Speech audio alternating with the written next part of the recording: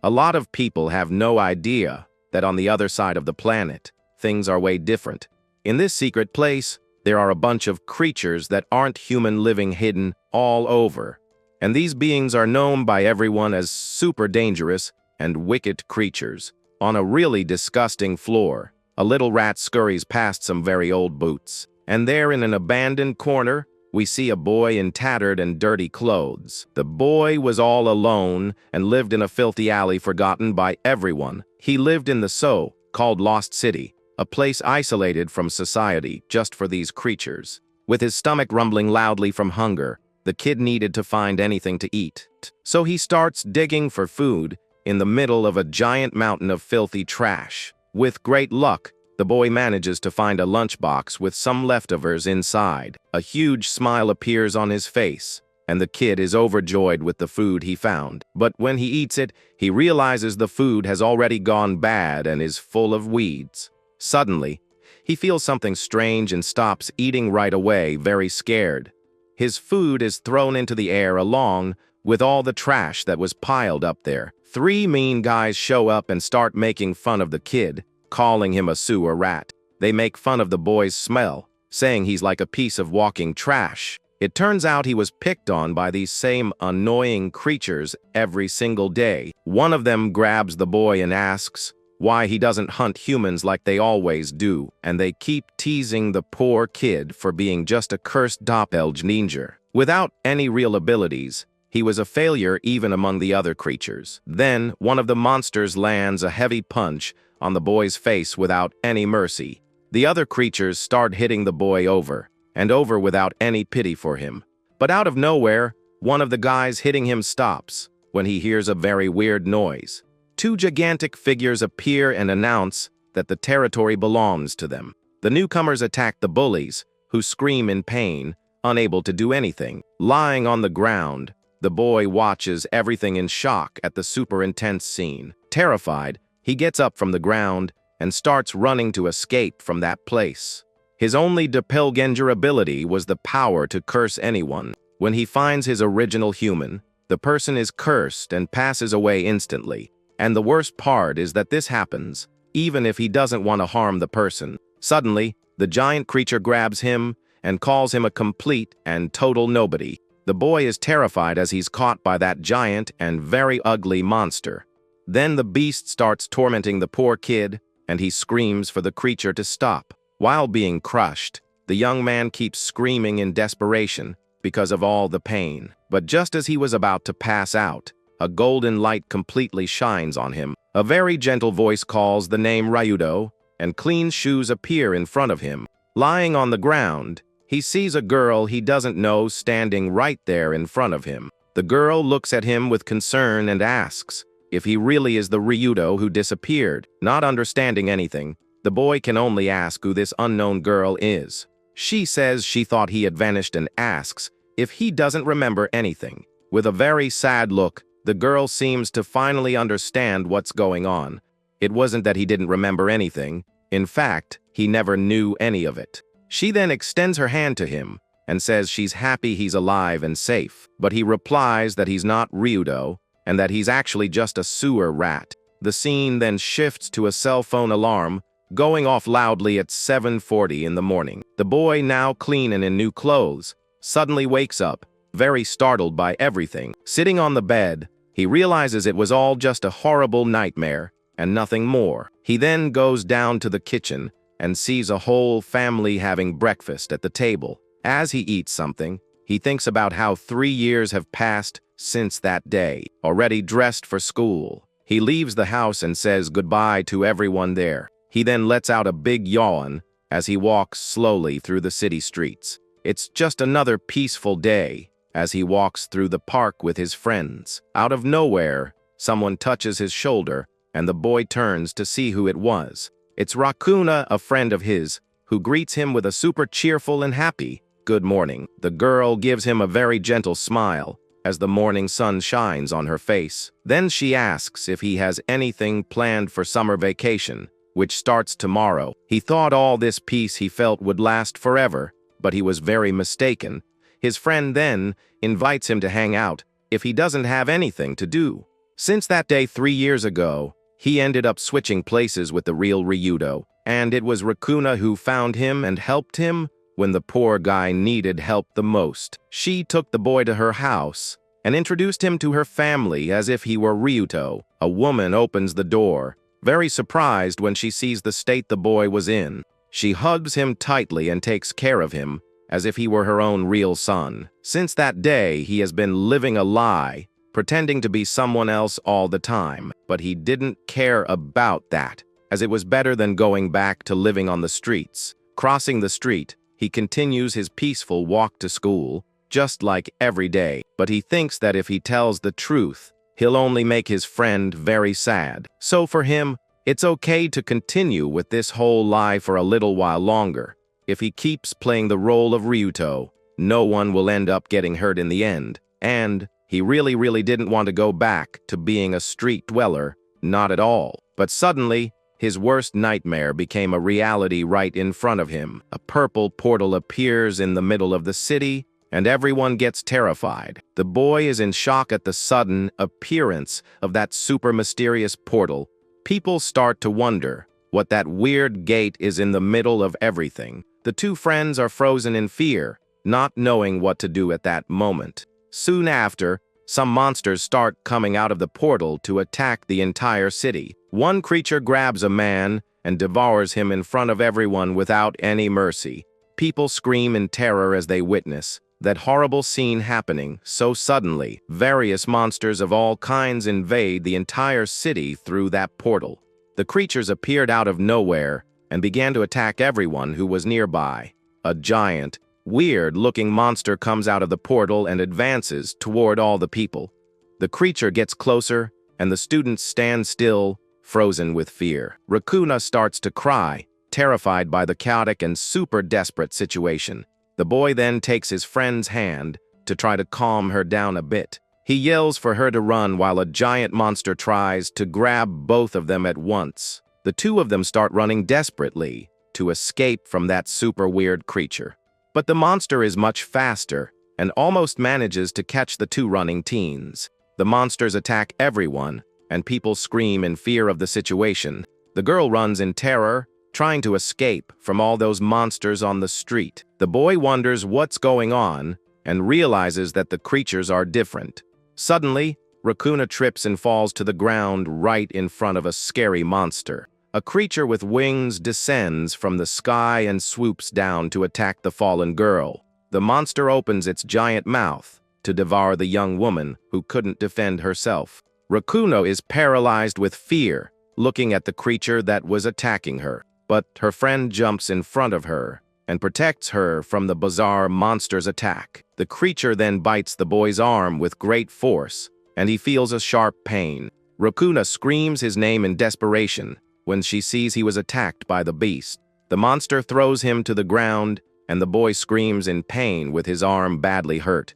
The girl watches everything in shock, with many tears streaming down her face. The young man feels a horrible pain, but stays strong to protect his friend. He remembers his friend's gentle smile on the day she found him on the street. Back then, she saved him, and now it was his turn to protect her with his life. With a scream of rage, he tears off his own injured arm to break free. The monster lets out a roar of pain when the boy finally manages to get loose. The young man endures the pain and gets ready to flee from that place with his friend. Rakuna helps him up and says that now is their chance to escape. She worries about his injury, but the boy says he's okay. The girl insists that he's not okay at all, and they need to get out of there as fast as possible. The two hide in an abandoned building and find a very strange creature. The long-haired monster stares at the two with a cold and very threatening gaze.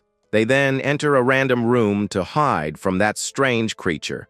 The boy says he'll take care of his wound, and his friend sits down to rest for a bit. The girl is desperate because his bleeding won't stop at all. She then gets up and says she's going to look for something to help with his injury. He calls out to her and asks her to wait, but the young woman doesn't understand why. The boy apologizes for causing so much trouble and confusion for her, but Rakuna smiles and says they only got this far because of his help.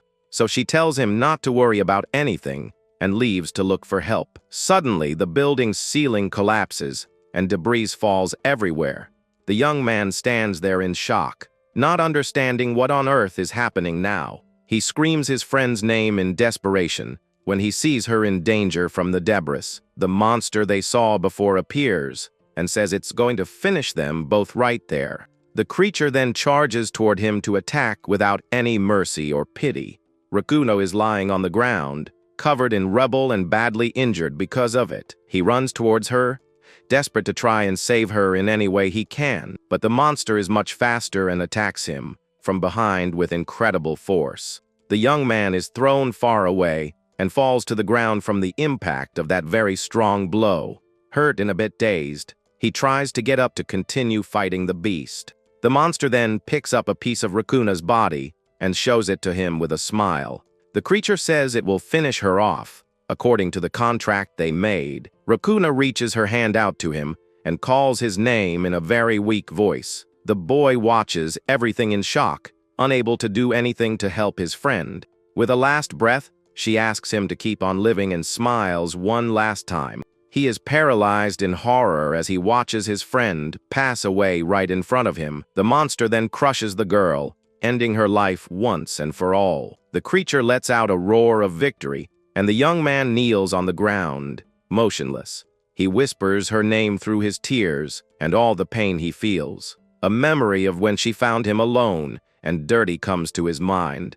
He remembers how she helped him and took care of him when he needed help the most. On that day, she introduced herself as Rakuna and changed his life forever. But now she was gone, and all that was left was pain and a lot of anger inside him. His eyes glow with a red light of pure rage and immense power. A dark shadow begins to emerge from his body and spread all over the place. He screams in rage, and his power explodes in a purple, very dark and strong aura. With eyes full of hatred, he swears he will not forgive that monster, no matter what.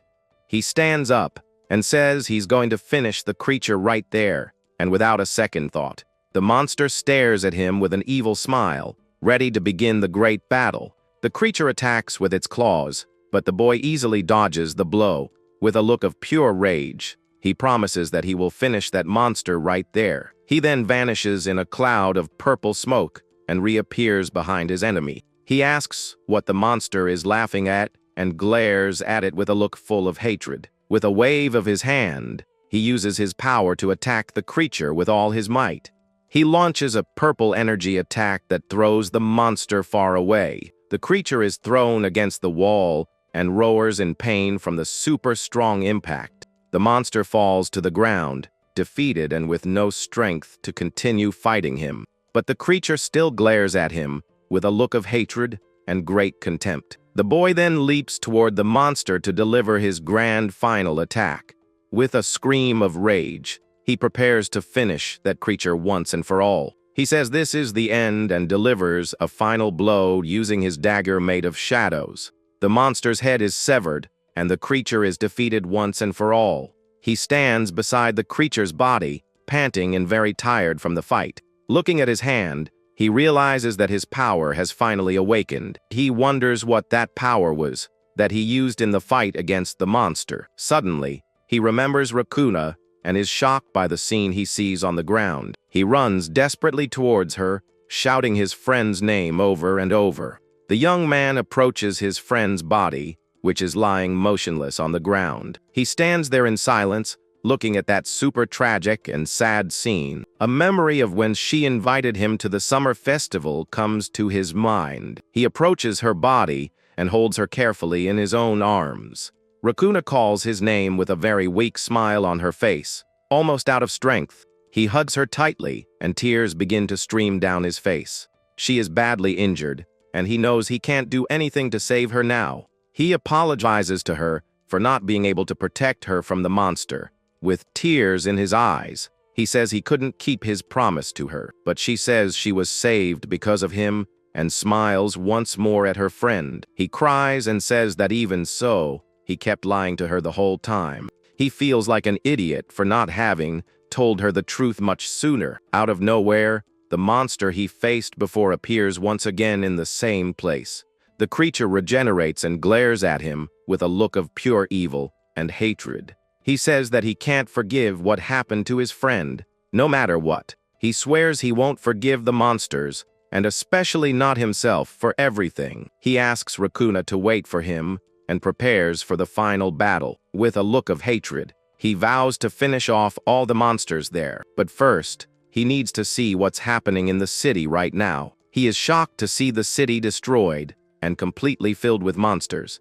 3 zombies appear out of nowhere, and a girl is being attacked by all of them. He recognizes the girl and is surprised to see that it was her there. It's Hakua, his partner, who is being attacked by those weird zombies. He uses his power to create a shadow dagger and prepares to fight. He cuts the shadows that were holding Hakua and frees her from the zombies right away. The girl screams in surprise at being suddenly saved by the boy like that. He picks her up in his arms and gets her out of danger, taking her to a safe place. Hakua is confused by the situation and doesn't quite understand what happened. He puts her down on the ground and asks the girl if she is okay now. She thanks him for saving her, and he helps her get up from the ground. The girl looks at him and asks if he is who she thinks he is.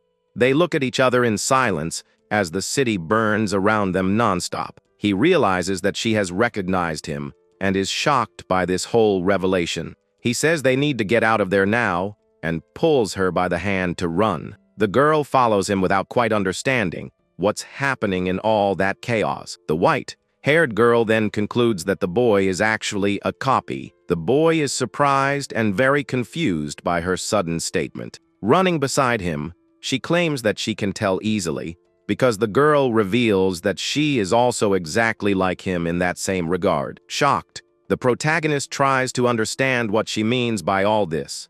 At that, she introduces herself as Hakua and then asks for the young man's name. While the boy thinks about it, she informs him that her allies are nearby. The white-haired girl then asks him to follow her towards a tall building. On top of that building, we see a mysterious man wearing dark glasses.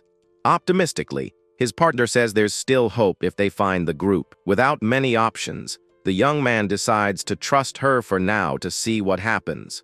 But suddenly, the girl stops running, completely frightened by the scene. The scene right ahead is horrible, with several bodies scattered on the ground. Desperate, she kneels beside a fallen ally and calls out to him. The boy observes everything in silence as flames consume the entire city. At that moment, the young man's eyes widen, and he warns his colleague about something. The mysterious man stands with his arms open in the midst of all that destruction. With an evil smile, he shows that he's loving all that chaos and confusion. Soon, a portal opens in the sky, and many flying monsters emerge from it. The duo is completely paralyzed, seeing the absurd number of creatures. The white-haired girl confesses that she has never seen so many monsters of that type together. The scary creatures quickly begin to infest the city skies. And to make matters worse, giant purple rifts tear through the buildings around them. The protagonist wonders what else bad could happen at this moment. A huge rift appears right behind them, creating a super strong gust of wind. The young man quickly stands in front of the girl to try and protect her. The tear in space grows larger and larger, threatening to swallow the entire city. The boy deduces that the world is now beginning to completely collapse, but they have no time to think as the skeletons advance very quickly. The shadowy creatures dive rapidly towards the young duo. Using their blades, the two manage to block the monster's initial attack. The white-haired girl then shouts, telling her partner to be careful, and he promptly replies, telling her to stay safe as well. One of the monsters tries to hit the girl with its super sharp claws. With great agility, she leaps backward and dodges the enemy's blow. The protagonist also has to retreat quickly to escape a swift attack. Full of rage, the boy begins to concentrate his purple aura in his right hand, and vowing not to lose there, he unleashes his powerful ability against his target. However, the boy is very shocked to see that the monster managed to dodge. The creature bizarrely flies over the warrior, ready to strike back. In a quick reflex, he uses his dagger to hold back the skeleton's claws. The force of the impact is so great that the young man is dragged back a bit. At that instant, the enemy opens its mouth and starts charging pure energy. A devastating blue laser is fired with full force, destroying the asphalt there. But the boy uses his dark aura to narrowly escape the huge explosion. Without wasting time, he charges forward to slice the monster with his blade. However, he notices he has fallen into a trap when he is surrounded by several creatures. Breaking into a cold sweat, the warrior soon understands that the situation has become much more dangerous.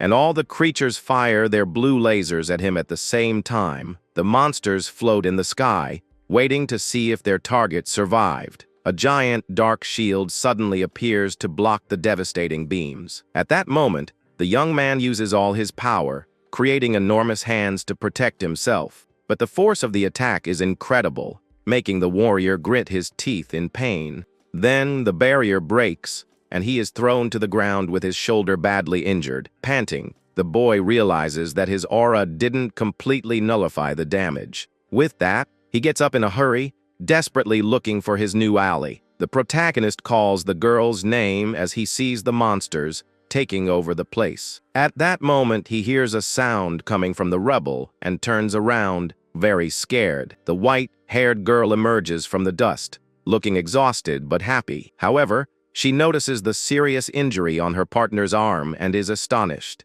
The boy tries to hide the pain and smiles, stating that he barely survived. His partner lowers her head in frustration, feeling that the situation has gotten out of control. And in a serious tone, the young woman warns that they won't be able to win like this. The boy looks at her, confused, as she warns that the current world is already gone. After all, everything around them is destroyed, proving that reality is already over. With determination, the fighter decides that now it's all or nothing to save something. Then the girl leaps towards the large spatial rift, making the young man scream. Flying through the air, the white-haired girl states that she'll do anything for a chance to change things. Desperate, the protagonist runs after her as a creature appears above. The warrior notices the threat and tells his friend to get out of there as fast as possible. But the skeleton monster shows no mercy and mercilessly fires a massive blue beam. The explosion creates a blinding light, forcing the boy to shield his eyes. And as the dust settles, the young man's eyes widen, paralyzed by the scene. Looking ahead, he sees the girl lying on the ground, smoking. Seriously injured, his partner grits her teeth, trying to endure the pain of the attack. The protagonist panics and calls her name with a desperate look on his face. Lying on the ground, the white-haired girl extends her trembling hand, asking for one last favor from her ally. She begs the boy to jump into that mysterious rift in her place.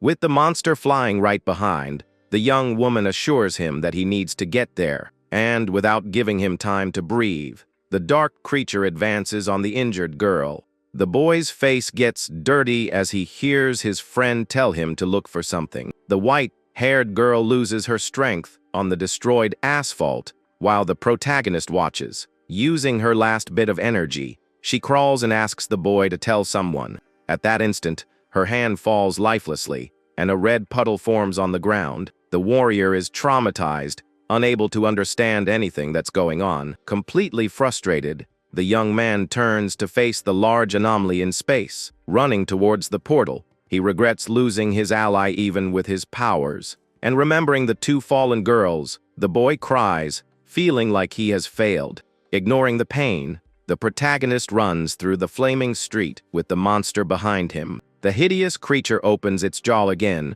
releasing more energy. The brutal attack hits the young man's back squarely, making him scream in pain. In the midst of his suffering, he remembers the past and questions why he accepted. The devastating beam seems to consume the warrior's body, threatening to erase him. But clenching his teeth hard, the boy refuses to give up and accept it. Using everything he has left, the young man throws himself into the portal, begging to save someone. He plants his foot on the broken asphalt and gives the most powerful push of his life. With a cry of determination, the protagonist crosses the barrier with full force. His mind races as the portal's bizarre energy envelops his vision, and falling into an abstract abyss, the warrior dives straight into a bright light. Around him, Various fragments of memories show the allies he left behind.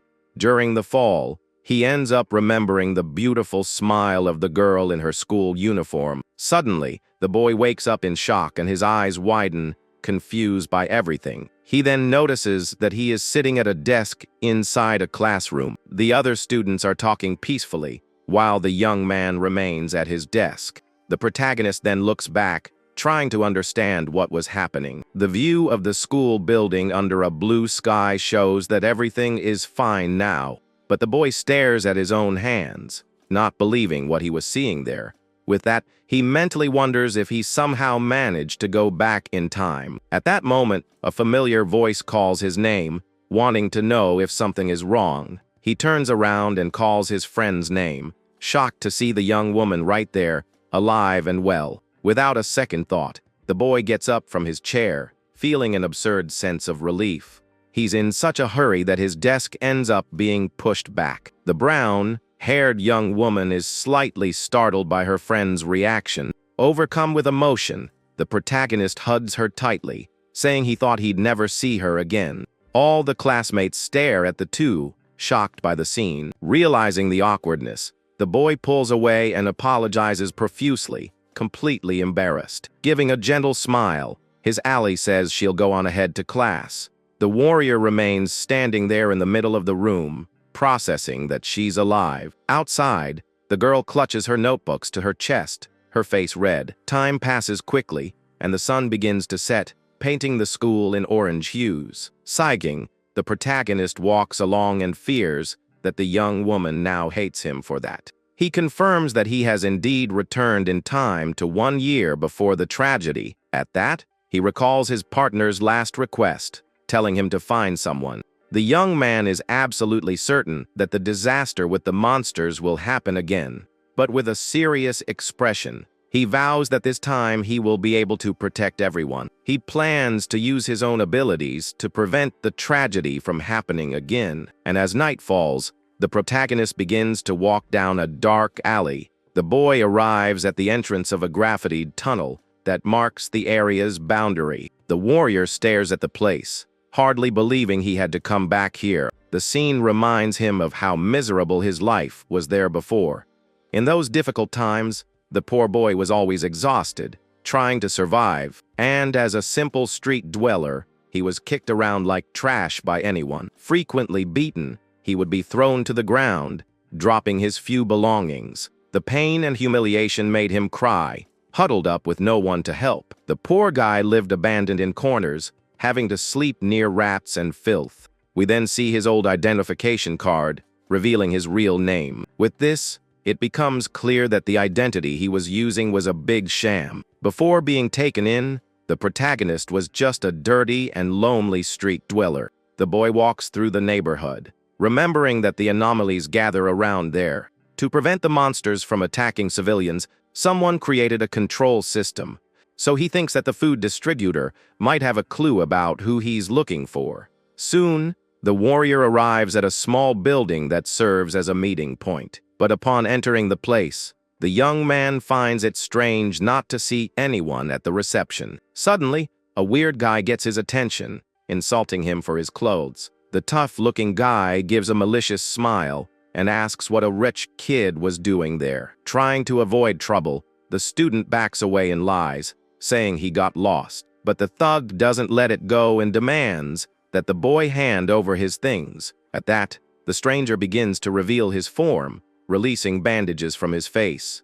The protagonist's eyes widen as he realizes he's run into one of the anomalies. The enemy takes the form of a bizarre mummy, mocking his bad luck. The student is completely astonished, asking the bizarre monster to wait, but the creature just laughs at the situation, telling the boy to try not to get taken out. However, the bizarre monster notices something is wrong and gets confused by the scene. The protagonist uses a shadow blade just in time to block the blow. With a relieved smile, the boy notes that he managed to protect himself in time. He then wonders if he can really use the same power from the future. The anomaly gets angry, noticing that the young man also has powers, and tells him to stop. The warrior then jumps high, managing to dodge the destructive bandages. Holding his weapon firmly, The boy realizes he has no other choice now, and, diving with full force through the air, he advances toward the bizarre enemy. The clash between the blade and the drill-shaped arm creates a wave of energy. Feeling the powerful impact,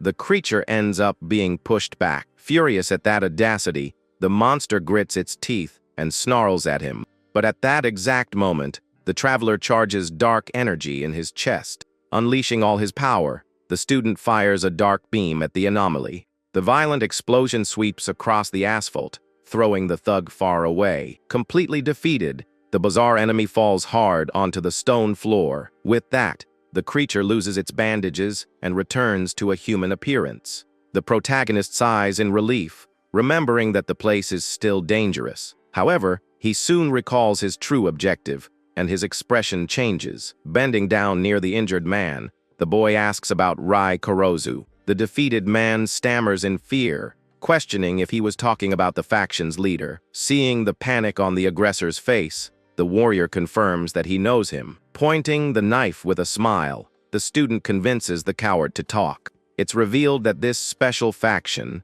gathers various monsters in the lost area. These agents isolate dangerous anomalies and often eliminate them, and that man named Kurosu is precisely the grand commander of the organization. Following the thug's clues, the protagonist walks through a dark tunnel. He finally arrives in front of a huge metal door and finds the place. But inside the location, a mysterious man with black hair stands in silence.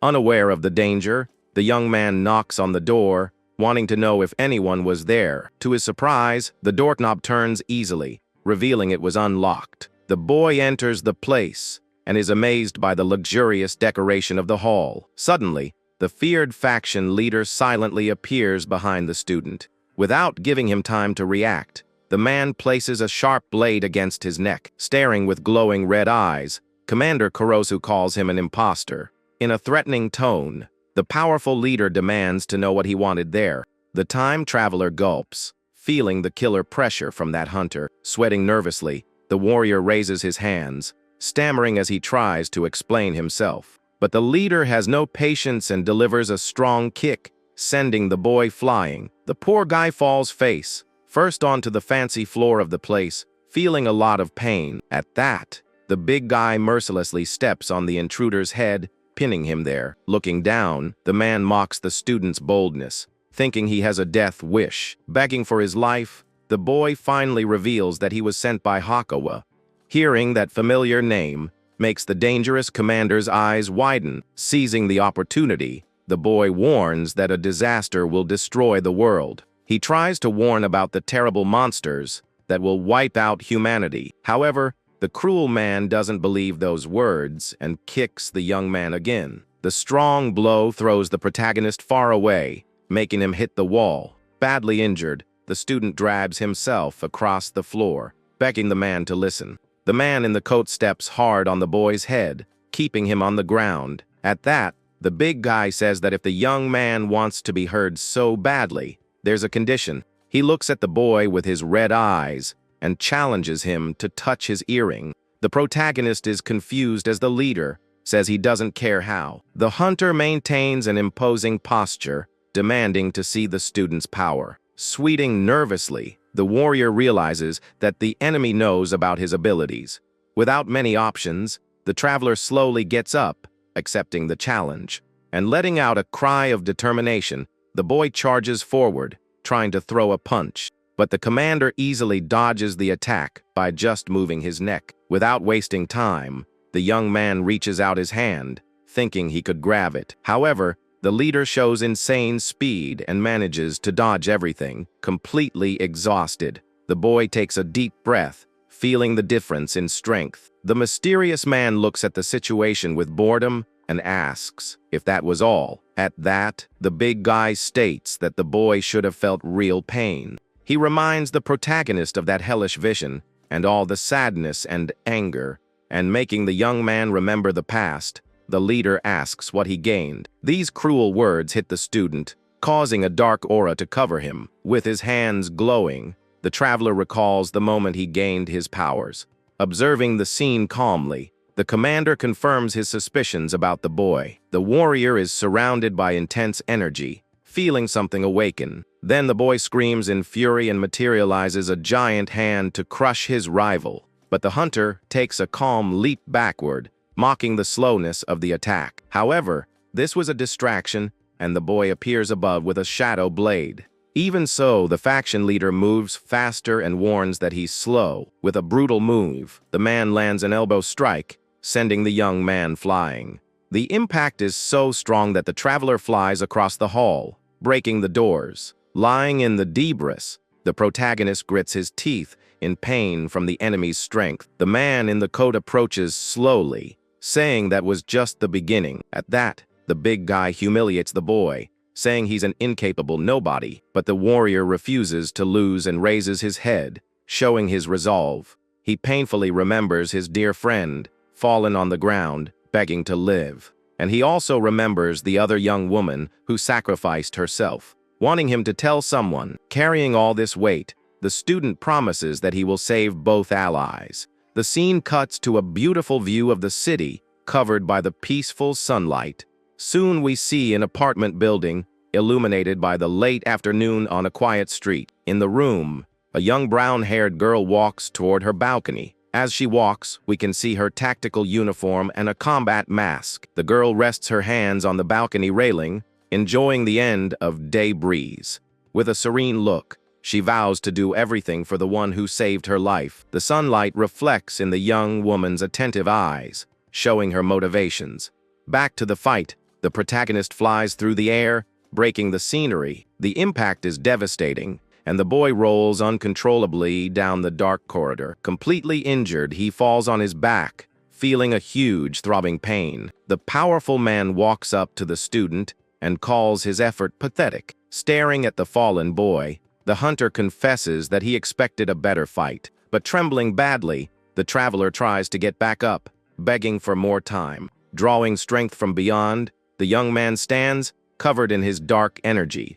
In a last-ditch effort, he begs for the fight and launches several shadow claws. However, the enemy defends against all the attacks with his hands, saying he's stubborn. But suddenly, the hunter's eyes widen as a shadow passes by. The powerful leader stands firm, exuding a purple aura as he steps on the hand. But the young man looks at him with determination, having a sharp and energetic gaze. Seeing this, the hunter gives a slight smile, realizing the kid was hiding. However, without giving any chances, the big guy raises his leg and delivers a brutal kick. With the strong impact, the student ends up being thrown out of the building. The warrior falls near some barrels as the man approaches and warns him. Leaning on the metal, the boy is confused, not understanding what the opponent said.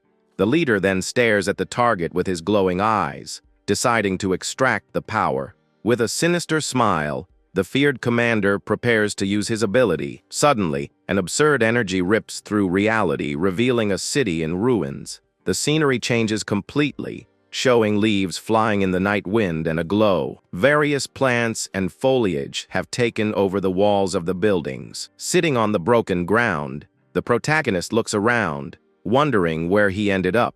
The view then focuses on a beautiful full moon shining brightly in the starry night. Soon we see a huge building completely covered in plants under the blue light. Sitting on the cracked ground, the boy looks around, confused, wanting to know where he is. But the big leader warns that this is the realm of night, a world separate from the living.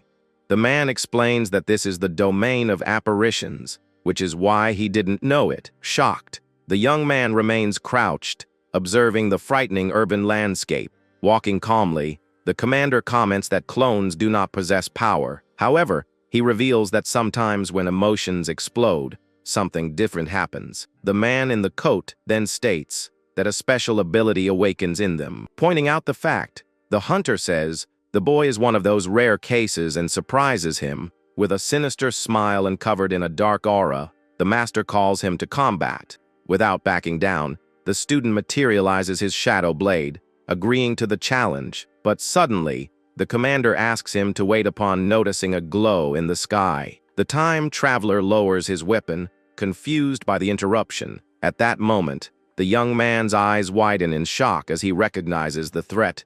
Two giant skeleton monsters float in the air, the same ones from the future. The master pulls out a red knife, warning that these phantoms are different.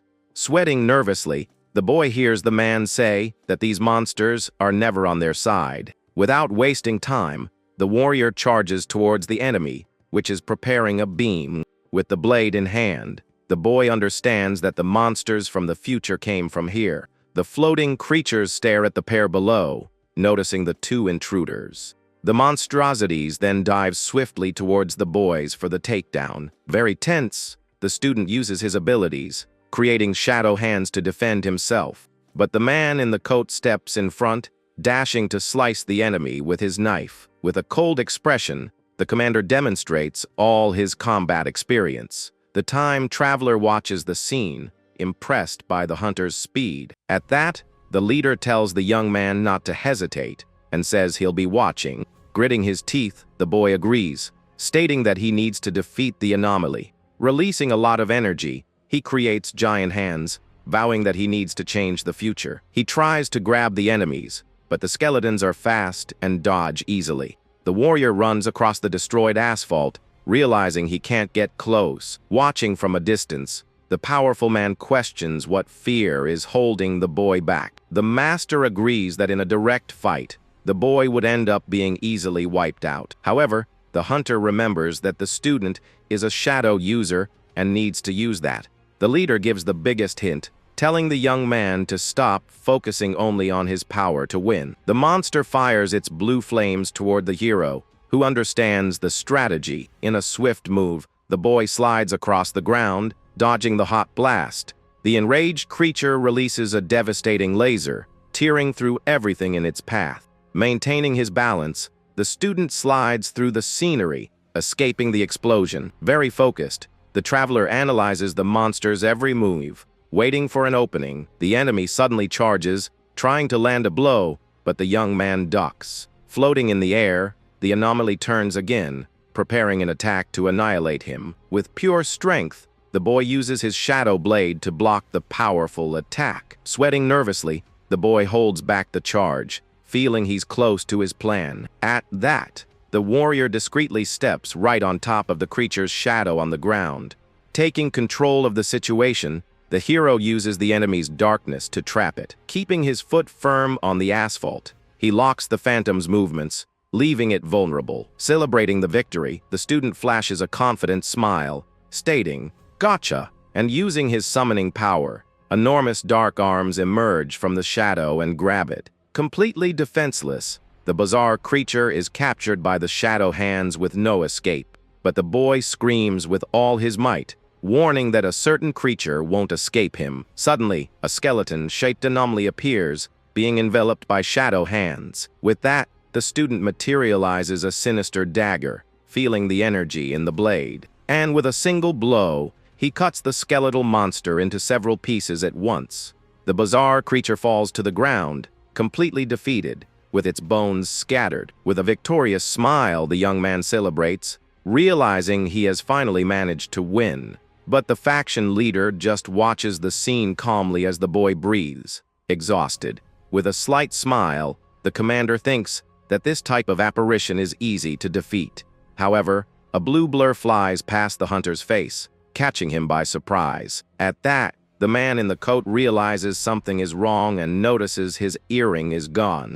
And we see that the student managed to grab the shiny accessory without the rival noticing. The faction leader is completely shocked, touching his ear and seeing he was tricked. The boy then smiles victoriously and warns that now the big guy will have to listen to him. However, even while smiling, the young man feels his body weaken after all that effort, and with no strength left, the traveler passes out and collapses onto the dirt floor of that alley. At that moment, the powerful hunter kneels and supports the boy's head on his lap. The student remains completely unconscious and vulnerable in the man's arms. The leader looks at the unconscious boy with a serious but somewhat thoughtful expression.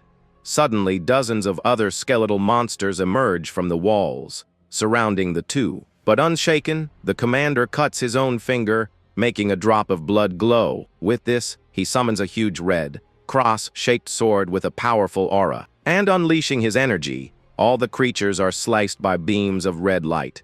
In seconds, the monsters are completely annihilated by the energy beams from that weapon. The man then smiles, realizing that the boy might be more useful than he thought. With the end of the illusion, the landscape returns to normal, showing the dark alley from before. Sometime later, the young traveler opens his eyes and finds himself lying in a strange room. The boy sits up in bed, all confused, and wonders what strange place this was.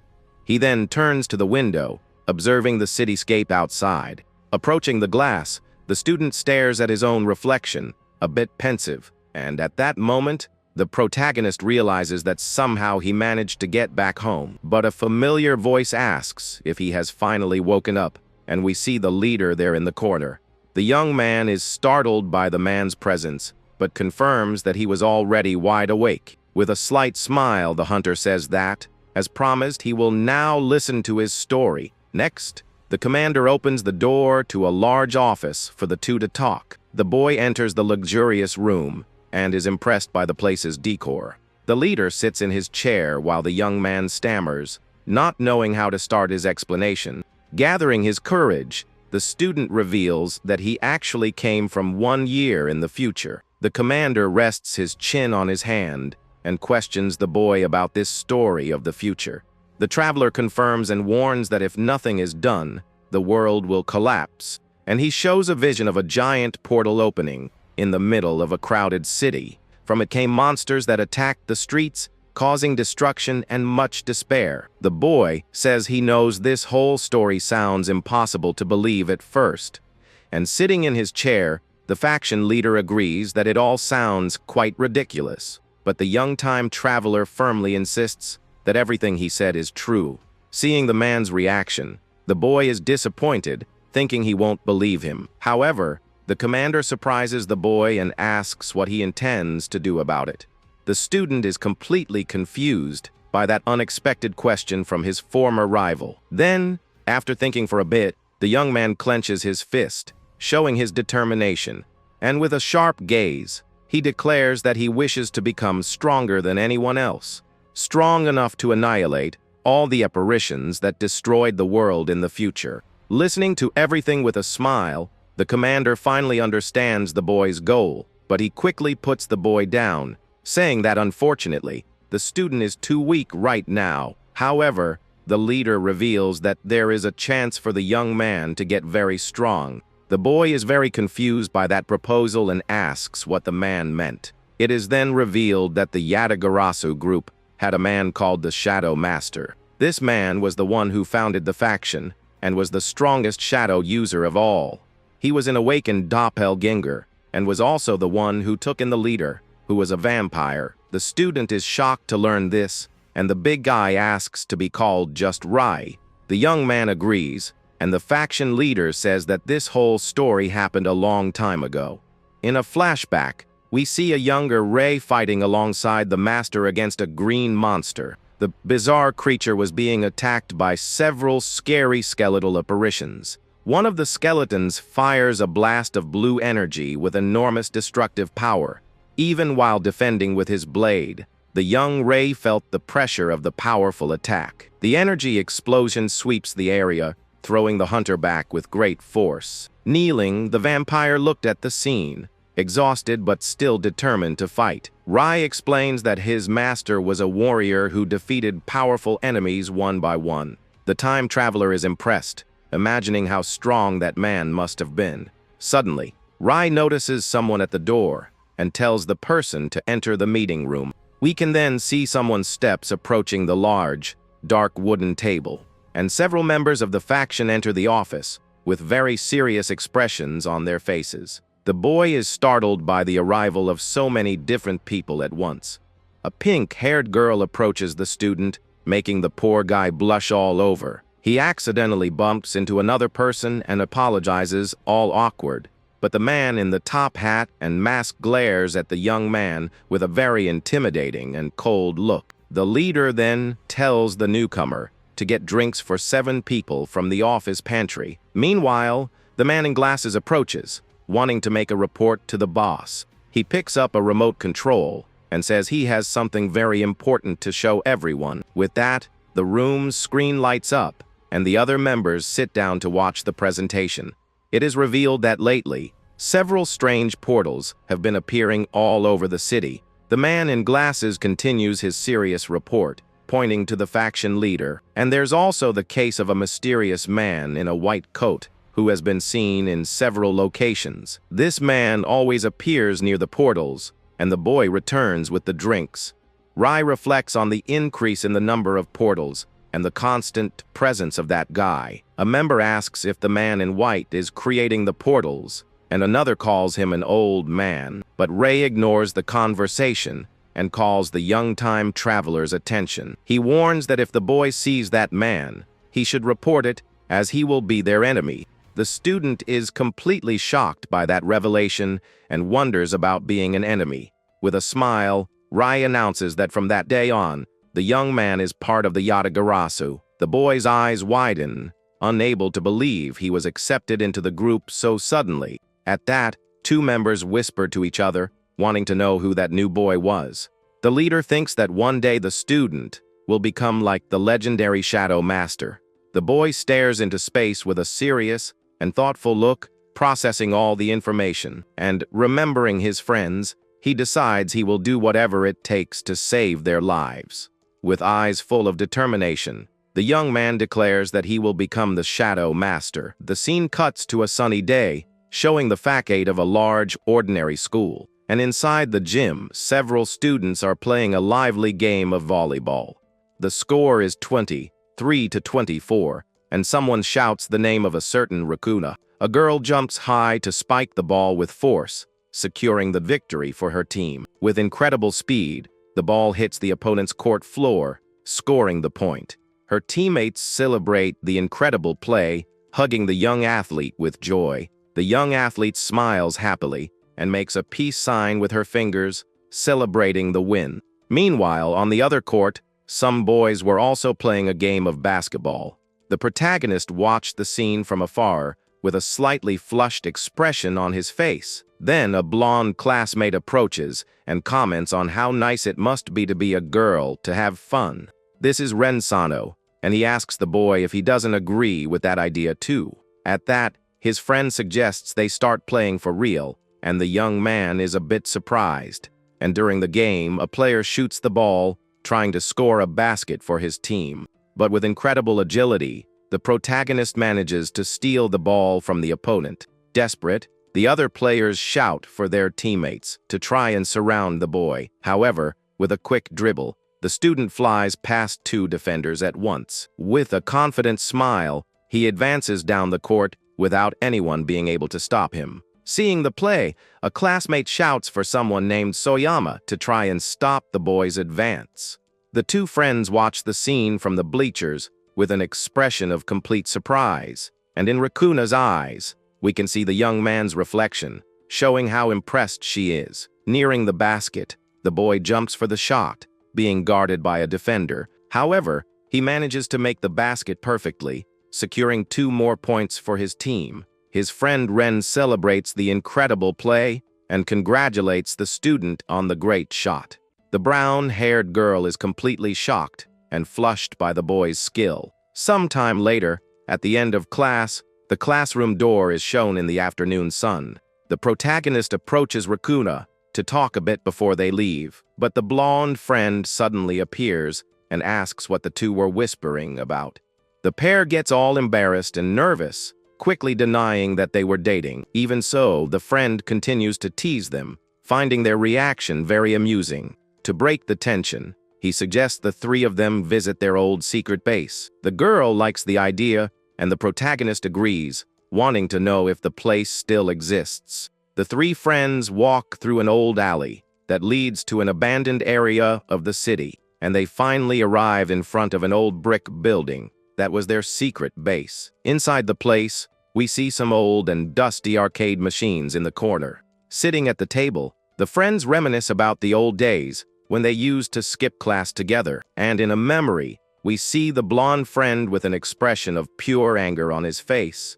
The 3 were in detention, holding heavy buckets in the hallway of the old school. The girl complained that she couldn't take it anymore, while the boys suffered in silence. Back in the present, the friends laugh, remembering how terrible their teacher was. Eating her lunchbox, the young woman says she never wants to go through something so bad again. The blonde friend then teases the girl, asking why she always eats the same thing. He laughs and asks what the problem is, since he also likes that weird food. Observing the scene, the protagonist thinks that he needs to protect this world for them. With a determined look, the boy promises himself that he will fight for his friends. Suddenly, the young man's cell phone on the table starts vibrating with an intense glow. The boy picks up the device, confused, and wonders what that strange notification could be. On the screen, he sees a mission alert to eliminate a creature on a nearby street. The student tenses up as he reads the mission title, with a very high urgency level. He remembers that this was the emergency alert that Ray had explained to him before. His friends notice his worried expression and ask if something is wrong. Trying to play it cool, the boy gives a forced smile and says it was nothing important. He then makes up an excuse, saying he remembered something urgent and has to go. The two friends are confused by their classmates' haste and ask him to wait a bit. But without giving time for explanations, the young man runs out of the hideout in a hurry. As he runs, he gets annoyed for receiving the mission right when he was with his friends. Suddenly, a frightening scream echoes through the alley, and the boy stops running instantly.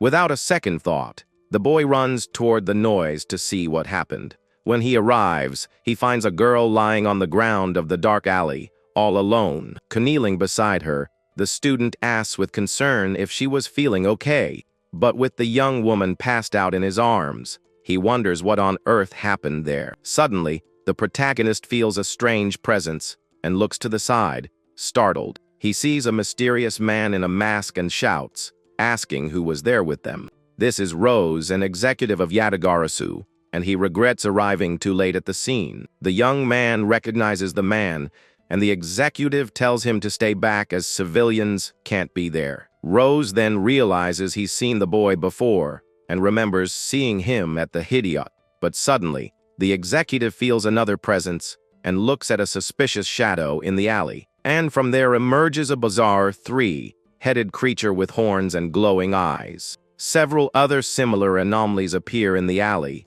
surrounding the two boys. The protagonist is terrified by those things, and the executive calls them devourers. He explains that if these creatures consume someone's shadow, that person loses their life. Meanwhile, at the hideout, the two friends wait for their classmate, who hasn't returned. The girl is worried because the boy isn't answering her messages, and her friend doesn't know anything. Ren then suggests they stop by the young man's house to see if he was there. The brown-haired girl agrees with the idea, still very worried about her friend, and with that, the two leave the hideout and walk together through the alley at dusk. The blonde friend jokes that maybe the boy's overprotective mother called him. He says that the young man's parents are very careful, which is why he disappears from time to time. But the girl continues to have a bad feeling and hopes that nothing bad has happened. Suddenly, the reflection of a bizarre monster appears in the glass of an abandoned shop. The young woman stops walking and looks back, confused, feeling that something was very wrong. Her friend notices her expression and asks if something suddenly happened to her. But at that moment, a creature with horns emerges from the shadows, ready to attack the girl. The young woman is paralyzed with fear, her eyes wide, unable to move. Desperate, the blonde friend screams the girl's name as he sees the monster approaching. The creature charges full speed at the student with its sharp, glowing claws. And with a swift move, the monster manages to grab the girl's shadow with its hand. The young woman feels something strange and realizes her shadow has been captured by the creature. With that, the girl loses all her strength and falls unconscious onto the dark alley floor. Her blonde friend watches the scene from a distance, completely in shock at what he just saw. The young woman remains lying on the ground, motionless, with a pained expression on her face. Desperate, the boy screams his friend's name, feeling a terrible fear take over him. Back to the other fight, the two boys face a group of monsters in the dark alley. One of the creatures leaps to attack the protagonist with its sharp claws in one blow. But Rose also leaps over the monster, preparing to defend the young student. With a swift move, the executive extends his hand toward the bizarre creature, and with a powerful kick, he sends the monster flying, saving the boy's life. The protagonist is surprised by the agility and strength of that faction member. An army of creatures observes the two boys with their glowing eyes in the darkness. Rose complains that the report said only 7 monsters, but now there are many more. Suddenly, an aura of energy envelops the executive's hand, and his nails grow. His features change completely, and his body transforms into a fierce creature. And now in his werewolf form, Rose announces that he will defeat all of them at once. The creature charges full speed at the monsters while the young man watches from a distance. And with incredible speed, he tears several creatures apart with his sharp claws. The student is impressed by the transformation and the incredible power of that werewolf. Having defeated 4 monsters, the werewolf smiles and prepares to finish off the rest. But one of the creatures manages to escape, running down the dark alley to flee the fight. Seeing this, the protagonist prepares to go after the monster before it gets away. The young man shouts for the monster to wait, but ends up tripping and falling face first on the ground. The werewolf gets annoyed and yells at the boy not to go out alone because it's too dangerous. Even though he's angry, he knows he can't let the student go after the monster like that. So he pushes the creatures aside and clears a path with his strength and claws. But as he looks down the alley, he realizes the boy has already disappeared and wonders where he went. The young man runs and realizes that the path leads to the secret base where his friends are. Using his abilities, he creates shadow hands to try and stop the fleeing monster. And with a leap, he manages to grab the creature in mid-air to immobilize it at once. Using all his strength, the boy throws the monster hard onto the ground to defeat it. He then summons his shadow dagger and finishes the creature with a precise blow. With the monster defeated, the student breathes a sigh of relief after that chase. He remembers that the werewolf was fighting 5 monsters, and now 6 have been defeated. The boy starts running back towards the hideout, worried about his friend's safety. He hopes that his friends manage to get home safely and sound. When he arrives at the alley, he finds his friend kneeling on the ground, completely in shock, and right after, he sees his friend lying unconscious with a pale expression on her face. Desperate, the protagonist runs to them and asks his friend what happened there. His classmate explains that a black monster suddenly attacked them, and he couldn't do anything. The young man hugs his friend and asks if Ren is hurt, but he says he's fine. At that, the protagonist suggests they hide inside the base for now. Inside, the blonde friend wonders if there's anything they can use to defend themselves. The boy lays his friend on the couch and asks Ren to keep an eye on her for a moment. Ren is confused and asks what his friend plans to do in this dangerous situation. The protagonist says he's going after the monster to get his friend's shadow back. The girl remains unconscious on the couch, her body completely weak and without energy, and we see that her hand is pale and cold, showing that she's in a serious condition.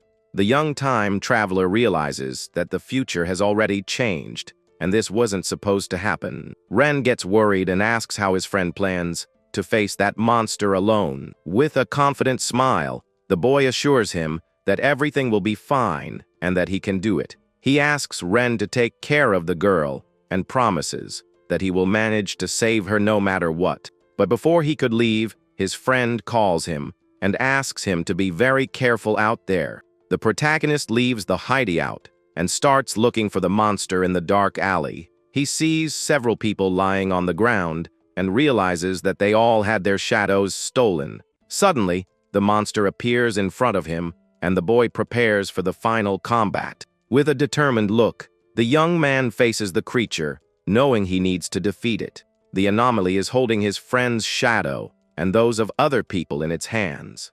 The monster then begins to absorb the last remaining shadow to become stronger. Seeing this, the student realizes that his friend's shadow must also be with it. And with a scream of fury, The boy charges with his shadow dagger to attack the creature. The bizarre creature extends its hand and materializes a huge scythe to defend itself. And with a swift move, the anomaly attacks the young man with a devastating and fast slash.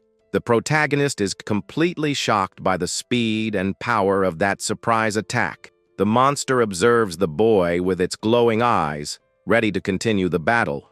The creature turns to the young man and is confused to see that he's no longer there. Suddenly, the boy appears from behind the monster and extends his hand for a quick attack. He hides behind a wall and realizes that the creature didn't see him pass by. The protagonist is surprised to see that the anomaly is opening a portal to escape. An intense light envelops the creature as it prepares to enter the portal.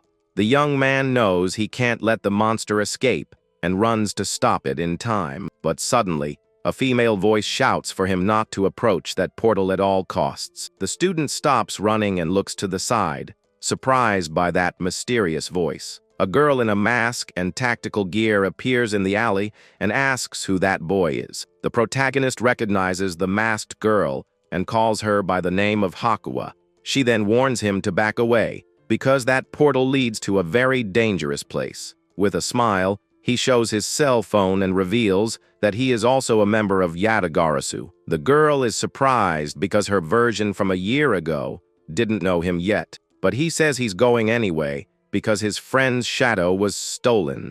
At that, the masked girl holds him by the hand and asks him to wait a bit. She asks if he can use an ability and if he knows what to do if the portal closes. The boy is confused by the question, and the young woman confirms that the portal can close. She explains that the portals close on their own after the monsters are defeated. Seeing that he is a rookie, the girl decides to go with him to help him on the mission. The student is a little embarrassed by the situation and thanks her for her help. And with that, the two walk hand in hand toward the purple portal in the middle of the alley. As they pass through, they arrive in an abandoned city with a dark atmosphere. The boy stops running and looks around, wondering where the shadow devourer is. The girl then introduces herself as Hakua and asks what her new partner's name is. The young man starts to say his name, but realizes he can't reveal his identity. The scene changes to a city in flames as he thinks of a quick answer. So he introduces himself as Salt and says he is also a doppelganger like her. The masked young woman smiles and is impressed that he already knows about her identity. He asks if she knows where the monster is, and she says they prefer dark places. The girl explains that dark places are ideal, and that upon defeating a devourer, the shadows it stole return to their owners automatically and safely. She assures him that if they recover the shadow within 24 hours, his friend will be fine. With a determined expression, the young man says he understands and will do whatever it takes. The two then start searching in abandoned places where the monsters might be hiding. They continue their search and carefully enter another part of the abandoned building. The young woman suggests going deeper, but the boy says no and points to something outside. He shows the red moon and explains that when it becomes full, the monsters get stronger. The girl remains silent and looks at him, waiting for him to finish his explanation. With a clenched fist, the boy thinks that he can't afford to lose anyone else. Ignoring the girl's warning, the student says he will continue anyway. She shouts with concern and warns him that it's very dangerous to continue during the night. But with a firm gaze, the boy says that even so, he will not run from the fight. He then turns and starts walking alone through the dark and abandoned city. Seeing his determination, the masked young woman sighs and decides she can't let him go alone. She says she will stay with him until the end, and the two resume walking together through the city. At that moment, two shadowy creatures watch them from a window with glowing eyes.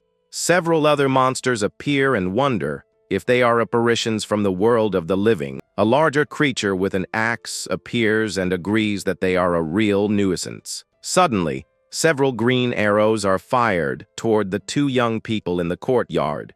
They stop in the middle of the ruins, and the boy suggests they investigate the surrounding area. The white-haired girl stops suddenly and looks up, feeling a strange presence. He apologizes for dragging her into this, and she says not to worry because she came of her own free will. At that, an arrow with a purple aura flies at high speed toward the student, and the arrow narrowly misses him, grazing by and sticking into a tree. Startled, the boy shouts, asking who is there, and they both get into a combat stance. Hidden in the shadows, a little monster gets angry for missing its surprise attack, and with that, an army of small creatures with glowing eyes appears to surround them.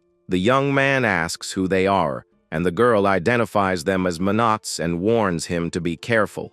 These creatures are apparitions from the realm of night and seem to be very dangerous.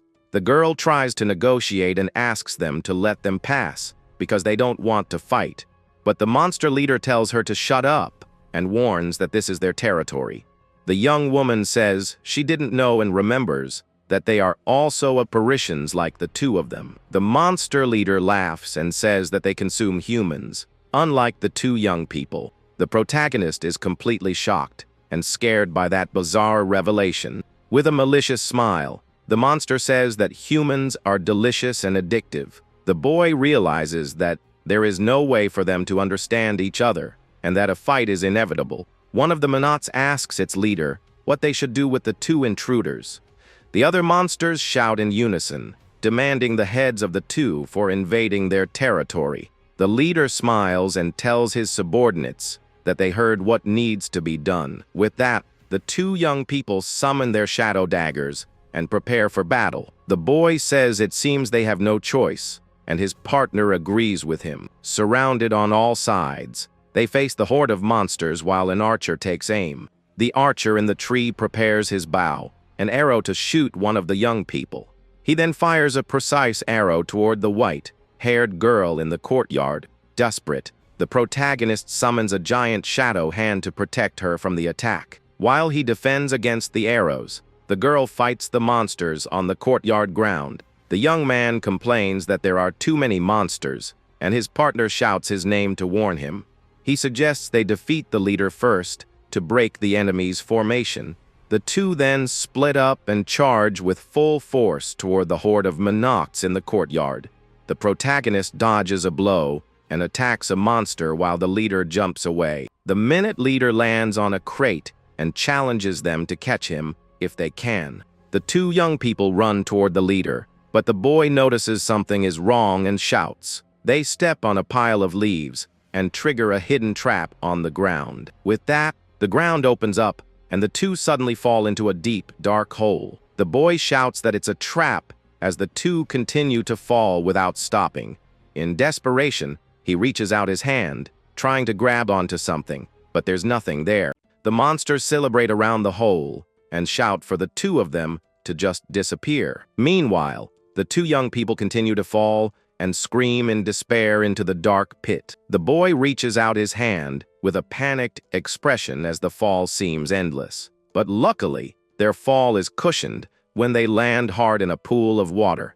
Once out of the water, the girl says it was lucky there was water there, and the boy agrees, despite being soaking wet. The student looks around and wonders where they ended up after that fall. Carefully, he gets out of the water and steps onto solid ground to explore the mysterious place. Then he realizes that the glow he saw was coming from some blue flowers on the cave floor. Looking up, the boy confirms it was a trap, and the red moon has already appeared. The girl explains that with the red moon, they can't return to the world of the living. The young man is confused, and she says that they usually enter through a portal or a gate. But as long as the red moon is in the sky, none of those escape methods can be used. He understands the situation and says that either way, they need to get out of that hole. At that, the boy takes her hand and says he's going to try something to get them out of there. With a swift move, he throws her upward with all his might to help her get out. Right after, he jumps and extends his hand, trying to reach the wall to climb. But the wall is too smooth and his hand slips, causing him to lose his balance. He's shocked as he starts to fall again, and his partner desperately screams his name. The young man falls backward, and the girl tries to grab him but can't reach him in time. He groans in pain and laments getting so close, while she asks if he's okay. Suddenly, the boy sneezes, and the young woman tells him not to push himself so hard for now. The student is silent for a moment and seems to get an idea as he looks at her. Seeing that he's cold, the masked girl decides to hold his hand with hers. The boy is surprised and a little embarrassed by the young woman's unexpected gesture. She moves closer and says it's better if they stay together to conserve body heat.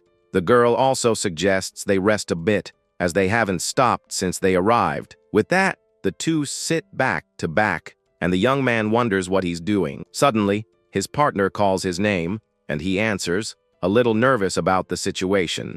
The young woman then asks why he decided to join the Aberrations faction. The boy becomes thoughtful and starts to remember the reason that brought him there. In a memory from the future, he recalls a request to find Kurojori. The Hakua from his timeline was down and begged him to do something for her. With her last bit of strength, she asked him to tell this person named Kurojori about something, and with that, her hand fell lifelessly to the ground as the boy narrates that a girl asked something of him. Back in the present, he says that a girl asked him to find Kurojori and deliver a message. She's curious about the story, and he says she might find it hard to believe. The young man reveals that their world will be taken over by apparitions in the near future. The girl asks what he means, and the boy admits he doesn't know the details. He knows what he's saying sounds crazy, but he assures her it's the absolute truth. The masked young woman is silent for a moment, seeming to process the information. Then she stands up and says he's mysterious, but he doesn't seem to be lying. The boy is surprised and asks if she really believes him, and the girl confirms it. The girl smiles and thinks that for some reason, she feels she can trust his words. He remembers another girl and thinks that he couldn't tell her his name, or that he isn't human. He then calls to his partner and says he wants to ask her something as a doppelganger. The white-haired young woman looks at him and waits patiently for his important question. The student asks what she thinks about them cursing their originals in order to live. He continues, wondering if maybe doppelgangers shouldn't even exist at all. The girl is completely shocked and speechless at the boy's existential question, but the conversation is interrupted when a rock falls, and she looks up, startled. More rocks start to fall, and the two young people dodge the debris to avoid being hit. From above, the little monsters watch the two at the bottom of the hole with mischievous looks. With a wicked smile, the leader says they'll be buried alive in that trap. With that, the small creatures start throwing various objects to bury the two young people. The protagonist yells for Hakua to get behind him and prepares to deal with the debris. And then, a large explosion occurs at the bottom of the hole from the impact of the objects.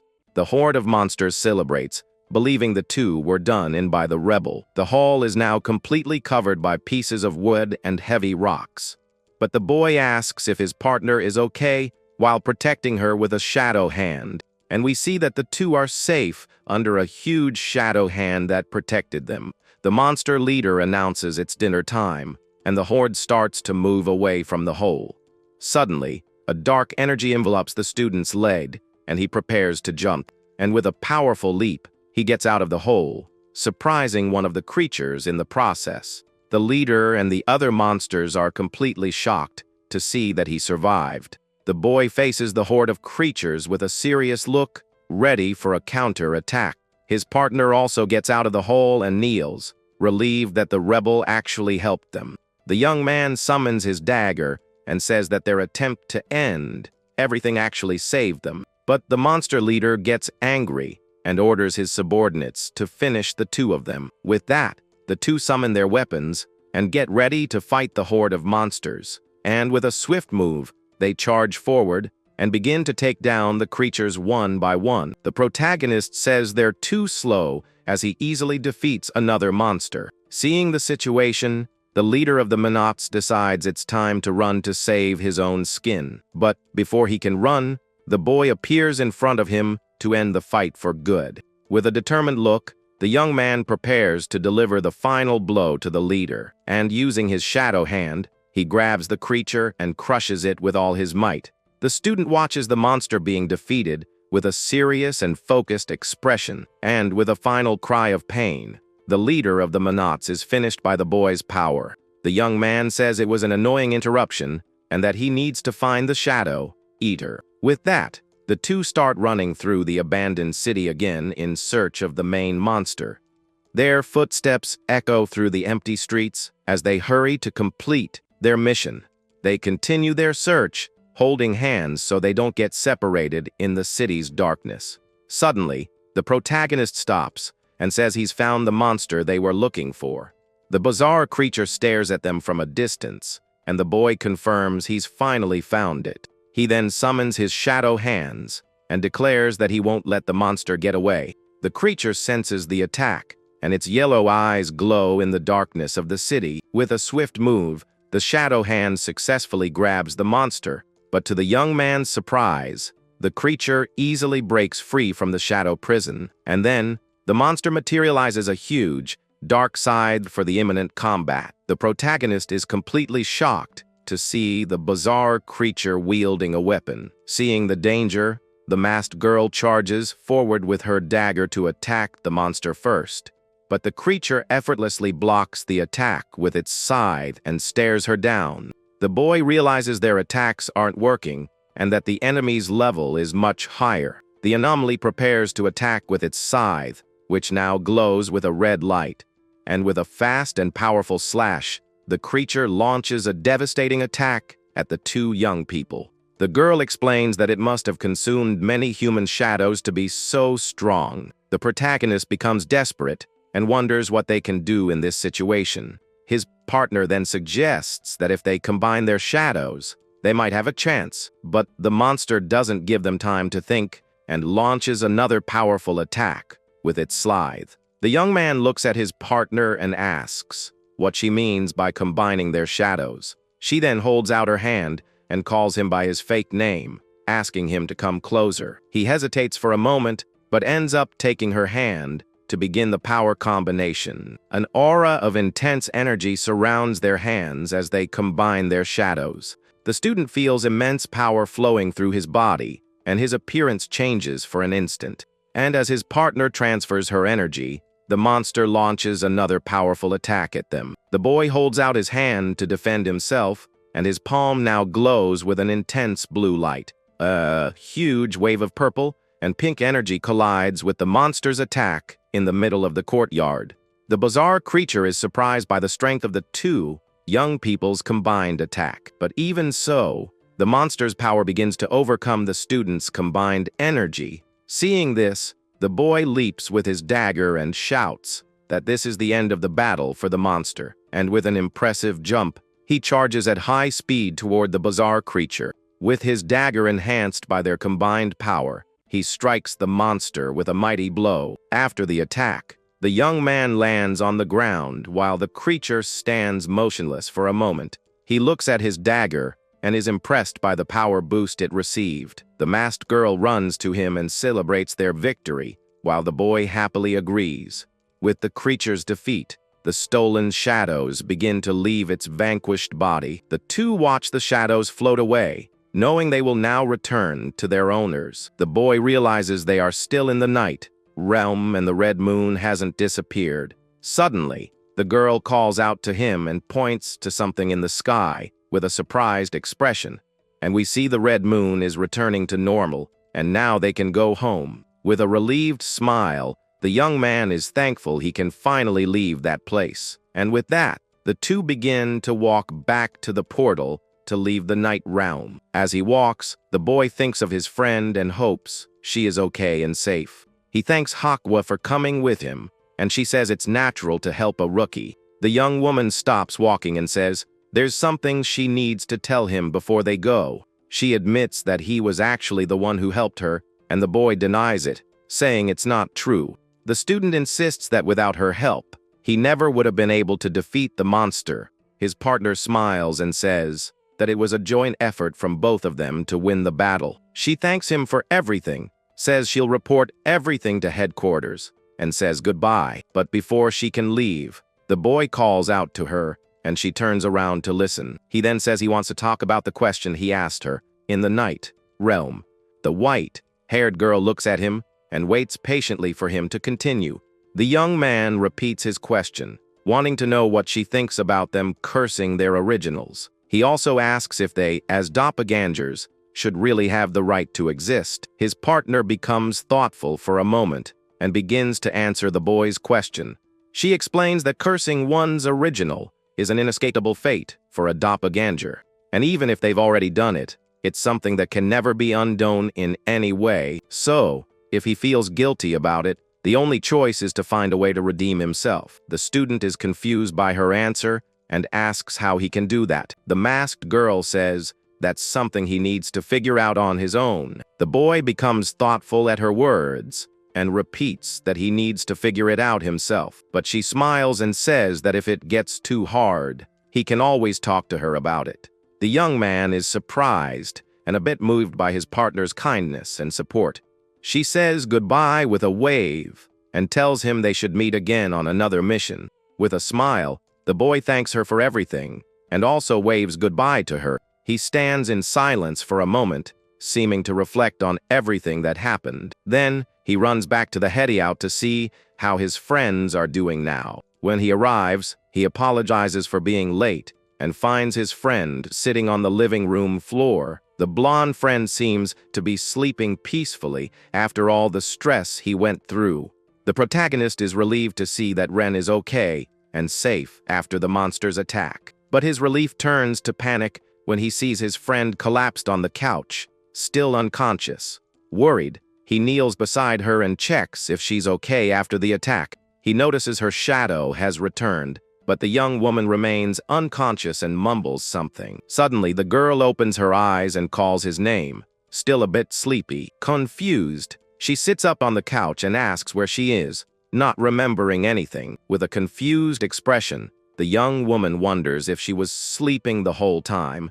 The boy smiles, relieved, and says he's very happy she's okay and safe. Just then, the blonde friend wakes up and stretches, confused by the situation. He runs to his friend and celebrates, relieved to see she's finally back to normal. The young woman is confused by her friend's words and says she doesn't remember much of anything. But before he can talk about the monster, the protagonist interrupts him with a signal. The boy explains that she's confused and telling her everything now will only make things worse. The girl then asks what happened, and the two friends are at a loss for words.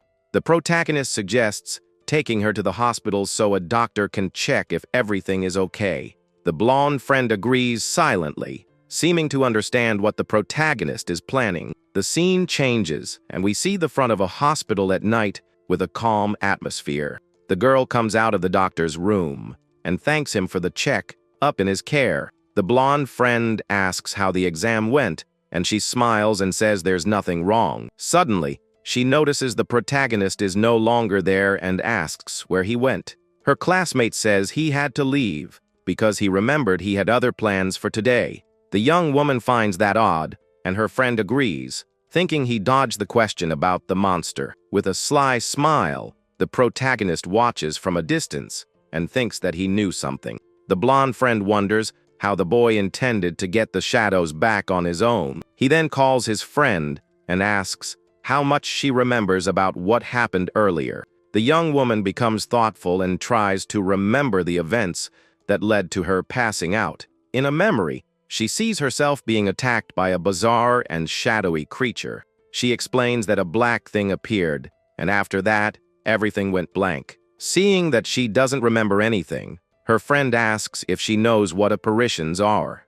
The young woman is confused by the question and repeats the word, not understanding what it means. The scene changes, and we see the protagonist sitting alone on a park bench at night. He thinks that Ren is hiding something and wonders what he should do next. He questions whether he should tell the truth, but knows that would reveal his identity. The scene shifts to a flashback, where we see two children playing happily in a park. And then we see a dirty and ragged young man watching the scene from afar, looking sad. The mysterious young man stares at the children with an expression of envy and loneliness on his face. One of the children kicks the ball to him and calls him by the name Rito to play with them. The young man smiles happily and runs to play with them with the soccer ball in the park. Back in the present, he thinks that he still can't reveal that he's not the real Rito. A few days later, we see the protagonist walking alone on a deserted street. He looks at his phone and thinks that his training starts today, but he doesn't know where the location is. Suddenly, a mysterious man in a trench coat passes by him and glances at him for a moment. The boy feels a chill and a strange sensation as he passes the mysterious man. He turns around, startled, and tries to see who it was. But the man had already vanished from the street. The protagonist looks into a dark alley and wonders if it was just his imagination. He tries to calm down and tells himself he must have imagined it, but he still has a bad feeling. With a suspicious look, he continues to search for the training location in the city. He finds a suspicious door in an alley and wonders if this is the right place. On the door, he sees the symbol of the Aberrations faction and confirms he's found the spot. He remembers that the door would be unlocked and carefully opens it to enter. With a bit of hesitation, he goes down a dark staircase toward the building's basement. When he arrives, he finds an empty arena and asks if anyone is there to greet him. Suddenly, a voice greets him, and he turns around, surprised to see who it belongs to. The man introduces himself as Rose and says he'll be his trainer from now on. The boy introduces himself as Salt, and the trainer tells him to relax and not be so formal. Rose says he'll start by teaching the basics of the faction, and the young man asks what that is. The trainer turns and reveals that the first lesson is the night realm transposition. The student is surprised to hear the name of the technique and seems to recognize it from somewhere. He remembers the mysterious man who used this ability to take him to the night realm, and with a simple touch, the man opened a portal and took him to the other world. The young man confirms that this was the technique Rai used the first time he went there. The trainer realizes he's been there before and asks if he's been a few times. He explains that in Yategarasu, those who can't go there on their own are useless. The instructor says the night realm is another dimension, and to get there, you have to force your way through. And if you get the coordinates wrong, the rookie could end up in a completely different place in space. A little scared, the boy asks how he can connect the dimensions like that. With that, the trainer shows him a glowing blue stone and says that's how it's done. He explains that first, you have to fight the apparition haunting the stone to tame it, and suddenly, a dark aura emerges from the stone and begins to take shape in front of the young man. The aura transforms into a bizarre monster with several red, glowing eyes. Startled, the boy cries out in surprise upon seeing the shadowy creature suddenly appear. The monster fully materializes and stares at the student as he drops the stone. The trainer laughs at the rookie's reaction as the creature floats in front of the frightened boy. He tells the young man to be careful because he'll be keeping an eye on him during the training. But he warns that if he lets his guard down for a second, the creature will finish him. The student panics as he sees the monster charging toward him at high speed. The scene changes, and we see the front of a building with a fire escape on a sunny day. Someone's footsteps echo down the hallway as they approach a door. A man in sunglasses enters the apartment and says he's home to Yuri. Suddenly, a large, shadowy creature appears and calls him Big Brother, saying it's hungry. The man says he just ate, and the creature glares at him with an angry expression. The creature says it wasn't enough, and the man holds out his hand with a calm expression. With a wicked smile, the man suggests they go out hunting a little later.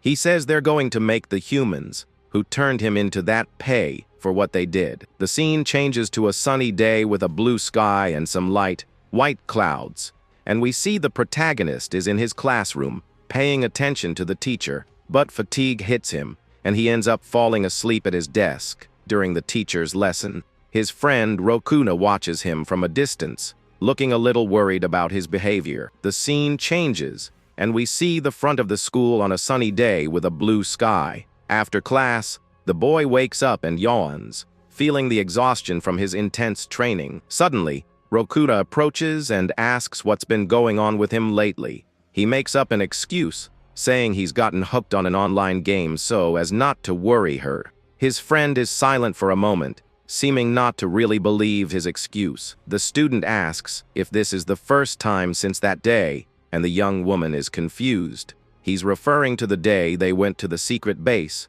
and she seems to remember. The boy gets a little nervous bringing it up, but knows he needs to ask. He then calls her by name and holds her arm, with a serious expression on his face, and with a determined look, he asks why she ran away from the secret base that day. The young woman gets nervous at the question and tries to find an excuse to answer. She remembers being attacked by a bizarre and frightening monster that day. With a scared expression, she says she was attacked by a strange black monster. But the boy laughs and says she was just tired and that monsters don't really exist. With a serious expression, Rakuna asks if he's been hiding something from her lately. The reflection in her eyes shows the boy with a panicked and nervous expression. He denies it and says he's not hiding anything, but she yells that he's lying again. Their argument draws the attention of the other students in the empty classroom. Rakuna says he's always lying, and that he was doing it a long time ago, too. The boy is confused by her words and asks what she means by that. But she makes up an excuse and says she needs to go to the bathroom to get away from the conversation. With a sad expression, she wonders why he keeps lying to her. The scene shifts to a flashback where we see children playing in a sunny playground, and we see the two young people on a swing set as the boy calls Rakuna over to talk. With a serious expression, he says that he might not live for much longer. We see the young Rito on the swing as a caption introduces him as her childhood friend. Rakuna is shocked and asks where he suddenly got that crazy idea. The boy stands up and says that if that happens, she needs to do something for him, but before he can finish, he runs off, leaving her alone in the playground. We see Rakuna at her window, watching her friend walk away with concern. In her room, she sighs, seeming very worried about his strange behavior. Suddenly, her mother enters the room and says she has some bad news about Rito. With a shocked expression, she reveals that the young man was lost to the sea and didn't make it. Back in the present, the young woman remembers being terrified by the news that day, and outside the classroom, the protagonist overhears the conversation and looks a little guilty. In the school hallway, he sighs, looking frustrated with the complicated situation. He knows they are suspicious, but he can't drag them into this dangerous world. Suddenly, he gets a text message about a chupacabra sighting. He knows he can't leave school, but doing so would only raise more suspicion about him. With a determined look, he holds the strap of his pants and seems to have made a decision. He apologizes and says it's to protect her as he runs down the school hallway. The scene changes to the training arena, where he attacks the creature with his dagger, and with a powerful slash, he manages to defeat the monster and finish his training. The creature dissolves into purple smoke, leaving the luminous stone behind on the ground. The boy breathes a sigh of relief, and his trainer congratulates him on a job well done. The instructor picks up the stone from the ground and hands it to the young man as a reward for his training. He explains that with the stone, he can teleport and even drag Aberrations there. The student is surprised, and the trainer says that fighting where they want can be a problem. With a smile, the instructor says he's counting on him for future missions. He also mentions that his uniform should be arriving any moment and seems to hear something. The scene changes to an abandoned factory where the trainer and Hakua are waiting for him. The masked girl waves and calls him by his fake name, telling him to hurry up.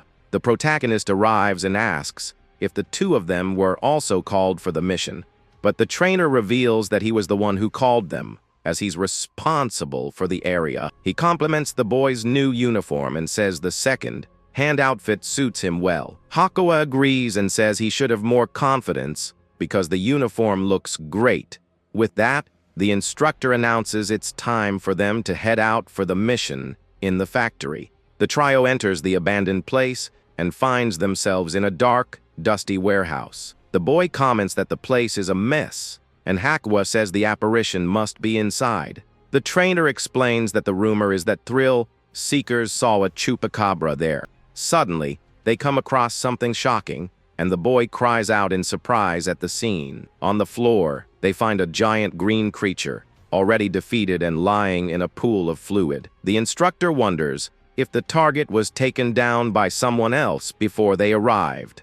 The protagonist suggests another faction member might have gotten there first, but Hakua doubts it. Suddenly, the trainer notices something, and his eyes widen with a sense of danger. And with a desperate shout, he orders the two young people to get out of there immediately. Startled, they look up, not understanding the reason for their superior's panic. But before they can react, a pillar of blue energy appears and hits them with full force. In the middle of the smoke, a giant, muscular figure emerges, and the boy wonders what that is. The creature glares at them with its glowing eyes and says humans are evil and need to be gone. The boy stares at the creature and wonders who this immense being in front of him is. With a cold gaze, the creature says that humans are evil and that it will put an end to all of them. Suddenly, the student is thrown backward by a blast of blue electric energy, and we see the creature concentrating a large amount of lightning in its fist.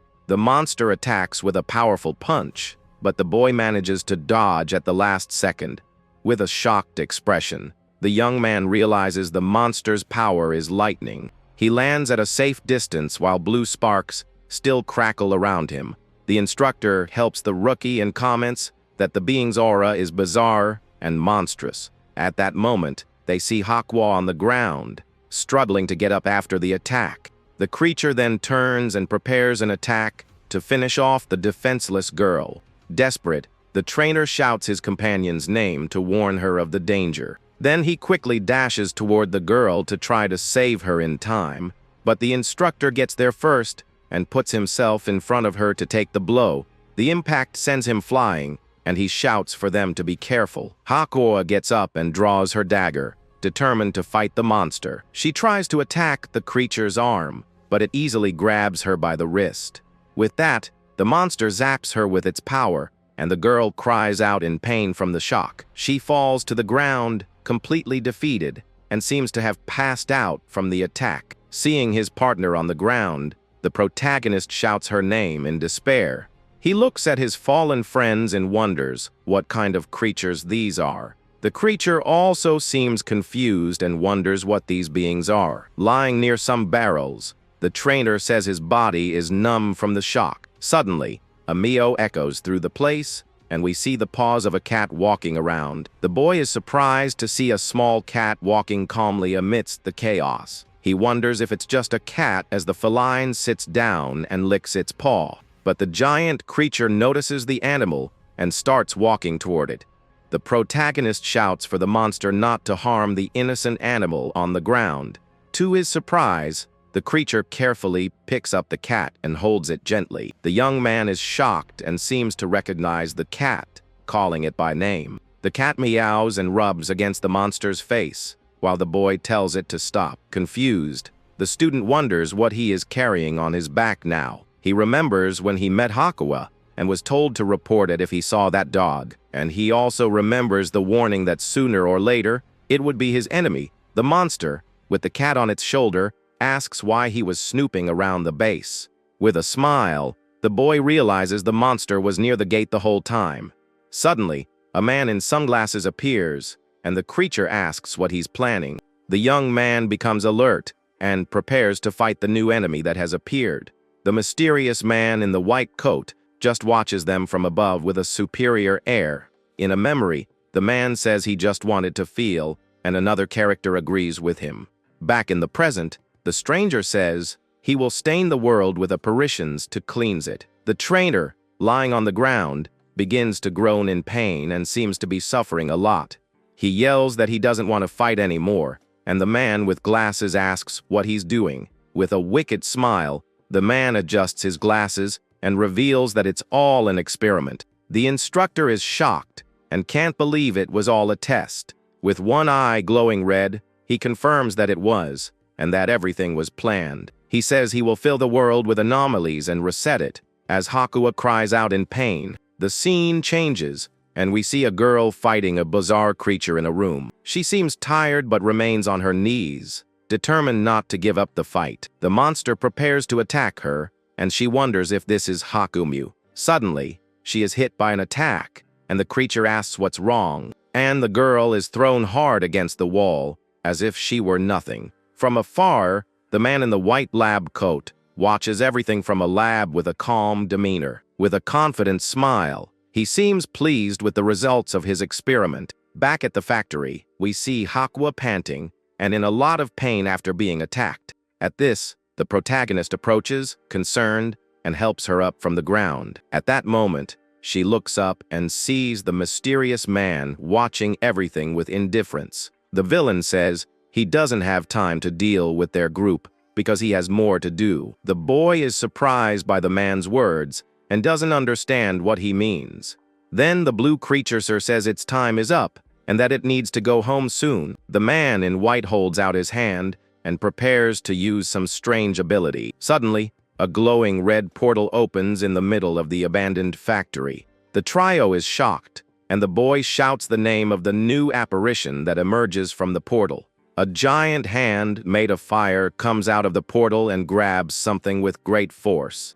We see that the hand belongs to a giant, flaming being that is coming out of the portal. Frightened, the student asks what on earth that fiery thing in front of him is. The creature reveals itself completely and is a giant, intimidating fire golem. The villain turns to leave and says the fire monster will take care of the rest. Desperate, the young man reaches out his hand and shouts for the man to wait a moment. But he feels intense pain from the immense heat the creature is giving off. The fire golem looks down on the group with an overwhelming and terrifying presence. The trainer says the building is going to catch fire and that they need to send the monster back. But he realizes the teleportation stone isn't working, and they'll have to fight right there. With his dagger in hand, the boy wonders what is happening in this place. His eyes reflect the flames, and he feels that something is very wrong with the situation. He remembers the villain and realizes that the creatures and the orcs are connected somehow.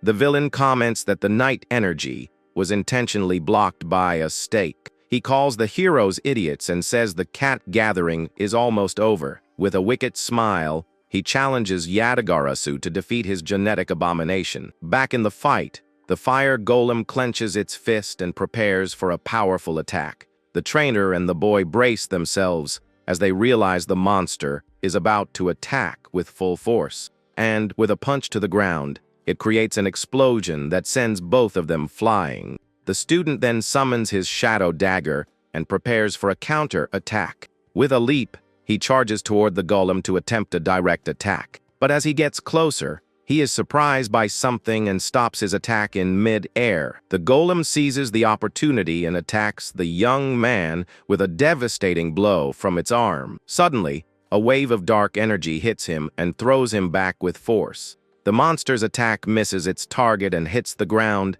creating another large explosion. The boy hits the ground hard and cries out in pain from the impact of the dark energy. The instructor steps in front of Hakua and says he'll handle the situation now. The girl is worried and asks her superior what he intends to do. Suddenly, the trainer's hand begins to transform into an animal's paw. He transforms into a werewolf and tells the girl to just watch the fight. With a fierce roar, he prepares to face the fire golem with everything he has, and at high speed, he charges toward the monster and hits it with a punch. His eyes glow with determination as he faces the fire golem up close. The golem's body begins to crack, and sparks of fire fly from the point of impact. Sitting on the ground, the boy watches the fight and is impressed by his master's power. The instructor lands and says the monster is tough, as smoke comes from his fist. The golem's chest begins to glow intensely, and it seems to be charging an attack. The werewolf senses the danger and faces the creature with a very serious expression. The golem shoots a blast of fire, and the trainer shields himself with his arms, startled. He realizes he can't advance, and the rookie says he'll distract the creature. With that, the fire monster starts destroying everything around it with its flames. The instructor warns that he can't protect them, and tells them not to get finished as he moves forward. With a focused look, the boy notices that the direct attacks are evenly matched in the fight, but he knows that the creature's flames are a big problem for them at the moment. So, to create an opening for Rose, he decides to use his shadow ability, and with a hand gesture, he summons several shadow hands to attack the fire golem. The hands charge forward and begin to grab the flaming body of the giant creature. Slowly, the shadows envelop the monster and try to completely immobilize it. But suddenly, the student is shocked to see that his attack isn't working. The intense heat repels his shadow hands, and he is thrown back by the force. Lying on the ground, he wonders what he can do to defeat that apparition. Hakua gets up, and he tells her not to move, but she can't stay still. The girl says she will share her power with him, so they can win together. Meanwhile, the werewolf jumps onto the golem's arm to try a new attack. With a determined expression, he prepares to land a blow with all his strength, and with a powerful punch, he hits the monster, but seems to feel the impact of the blow. The boy receives Hakua's power and announces that he has gained a new ability. With this, he uses his strengthened shadow hands to trap the creature for good, and seizing the opportunity, he shouts for his master to attack the immobilized golem. The trainer gets the message and prepares to deliver the final blow to the apparition. With a powerful leap, he charges toward the fire monster's chest, and in mid-air, he prepares a punch with all the strength he has in his body. His fist clenches, and he aims right for the energy core of the flaming creature. But upon landing the blow, he realizes the monster is much tougher than it seemed. The student yells for him to hurry, because he won't be able to hold on for much longer. Not knowing what to do, he feels his energy slowly draining and becomes desperate. The shadow hands begin to dissolve from the intense heat of the golem's body. Suddenly, the young man has an idea, and a glimmer of hope appears in his eyes. A pool of shadows forms beneath his feet, and he smiles at his new plan. Hakua is worried and asks what on earth he's doing with that energy. The pool of shadows begins to grow and spread across the factory floor, and suddenly, the pool starts to pull the golem into a shadow dimension. Surprised, his friends wonder if he's serious about this crazy idea. The boy decides that if he can't win, he will absorb the apparition's power. With a great effort, he manages to completely pull the golem into the pool. But he knows that if he's not quick, the shadows will also consume him in the process. With a cry of pain, he struggles to control the immense power he just absorbed. The golem's arms sink into the dark pool and disappear completely from sight. The rest of the monster's body is pulled in, and the factory falls silent again. The flames go out, and only a pool of shadows remains where the creature was. His friends run to him and ask if he's okay after the battle. Worried, they look at the pool and tell him to say something soon. Suddenly, a hand emerges from the darkness and rests on the edge of the shadow pool. The boy climbs out of the pool, exhausted, and Hakua calls his name, relieved he's safe. With a smile, she says she can't believe he actually thought about doing that. The young man looks at his friends, but his body can no longer handle the exhaustion from the fight. And with that, he collapses on the floor while his friends desperately shout his name. His eyes close, and he loses consciousness after the intense and dangerous battle. The boy wakes up startled and finds himself leaning on his trainer after fainting. As he opens his eyes, he sees the entire factory in flames and is shocked. His master is carrying him on his back, and the boy apologizes for passing out. The trio watches the fire, and the student says they need to call the firefighters right away. With a smile, Rose says he's already contacted reliable help, and they don't need to worry. Suddenly, a mysterious woman appears, and he says he's counting on her. The masked woman is Miyuki, an executive of the Aberrations faction, and she seems powerful. The young man recognizes the woman and remembers seeing her at the faction's headshot. He asks if she's an executive, and Hakua confirms that she is an ice user. Rose apologizes for the call, and she complains that the area isn't her jurisdiction. With a serious expression, Miyuki prepares to use her ice abilities. She says she'll let it slide this time, and an icy aura completely envelops her. The two are amazed by her power, and he asks if that is snow. With a wave of her hand, she conjures a powerful blizzard to put out the fire. The boy is surprised by her form and wonders what kind of power that is. Miyuki takes the form of a snow woman, and her appearance changes completely. Hakua points to the burning building and gets her friend's attention to the scene. And with Miyuki's blizzard, The flames of the factory begin to extinguish quickly. With a satisfied smile, the Snow Woman observes her work with pride. Back at the base, the instructor finishes his report for the leader of the Yatagarasu faction. The chief confirms it was the man in white who created the portal and summoned the apparition. Rose says the villain's aura was half human and half apparition, which is dangerous. Hearing this, the protagonist remembers feeling that aura somewhere else. The camera focuses on Hakua sitting silently and thoughtfully during the meeting at the base. Worried, the student asks if she's okay after the intense battle at the factory. Suddenly, the faction leader slams the table, getting everyone's attention in the room. The girl apologizes and says she was just lost in her thoughts. The trainer remembers that the villain seemed to know who she was and is intrigued.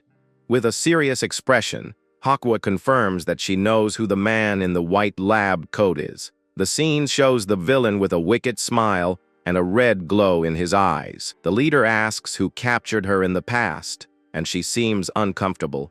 The girl shrinks in her chair and seems unwilling to talk about the sensitive topic. With some hesitation, she begins to tell her story to the others, and with a sigh, she confirms that the truth is she was born from the shadows one day. The scene changes to a flashback, where we see a train passing by on a dark night. Alone at a level crossing, she didn't know how to survive in this world. With nowhere to go, she wandered the streets with no one to help her. Completely lost, she looked for food in the trash to keep from starving. Until one day, she met a mysterious man who would change her life forever. Sitting in an alley, she looks at him with an expression of fear and distrust. The man in the white lab coat holds out his hand and invites her to go with him somewhere. He asks why she won't go with him, and the young woman seems to consider the offer. With a smile, she accepts the invitation, but she had no idea what awaited her in the future. She was locked up and used in experiments that were no different from torture. Amidst the fear and despair, she awakened a hidden power within herself, and with that, she learned to use the power of shadows and wield a dagger. The scene shows the villain observing his experiments with a satisfied and cruel air. After that, she was forced to fight in endless battles against apparitions. The man made her fight against all kinds of monsters, while he just watched. Even after being freed, she continued to fight, because she had no other way to live. With a sad expression, she continues her story for the other members of the faction. She reveals that the villain's name is Akira, and the apparition is his younger brother, Yuri, and his favorite phrase was that he would drown the rotten world in apparitions to purify it. The leader is furious to learn that he was the one who abused Hakua, and that his ambitions are great. With a serious expression, the student asks how she managed to get away from them.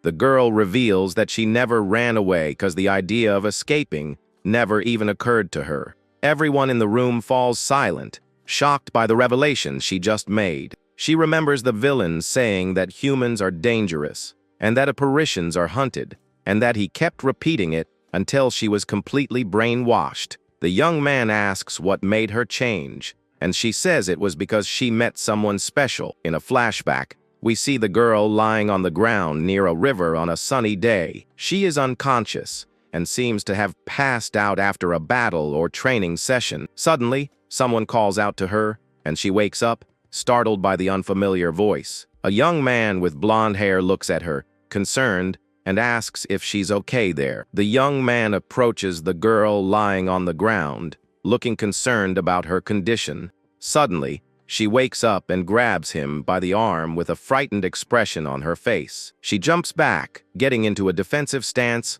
wary of him. The boy tells her to calm down and not be so defensive with him.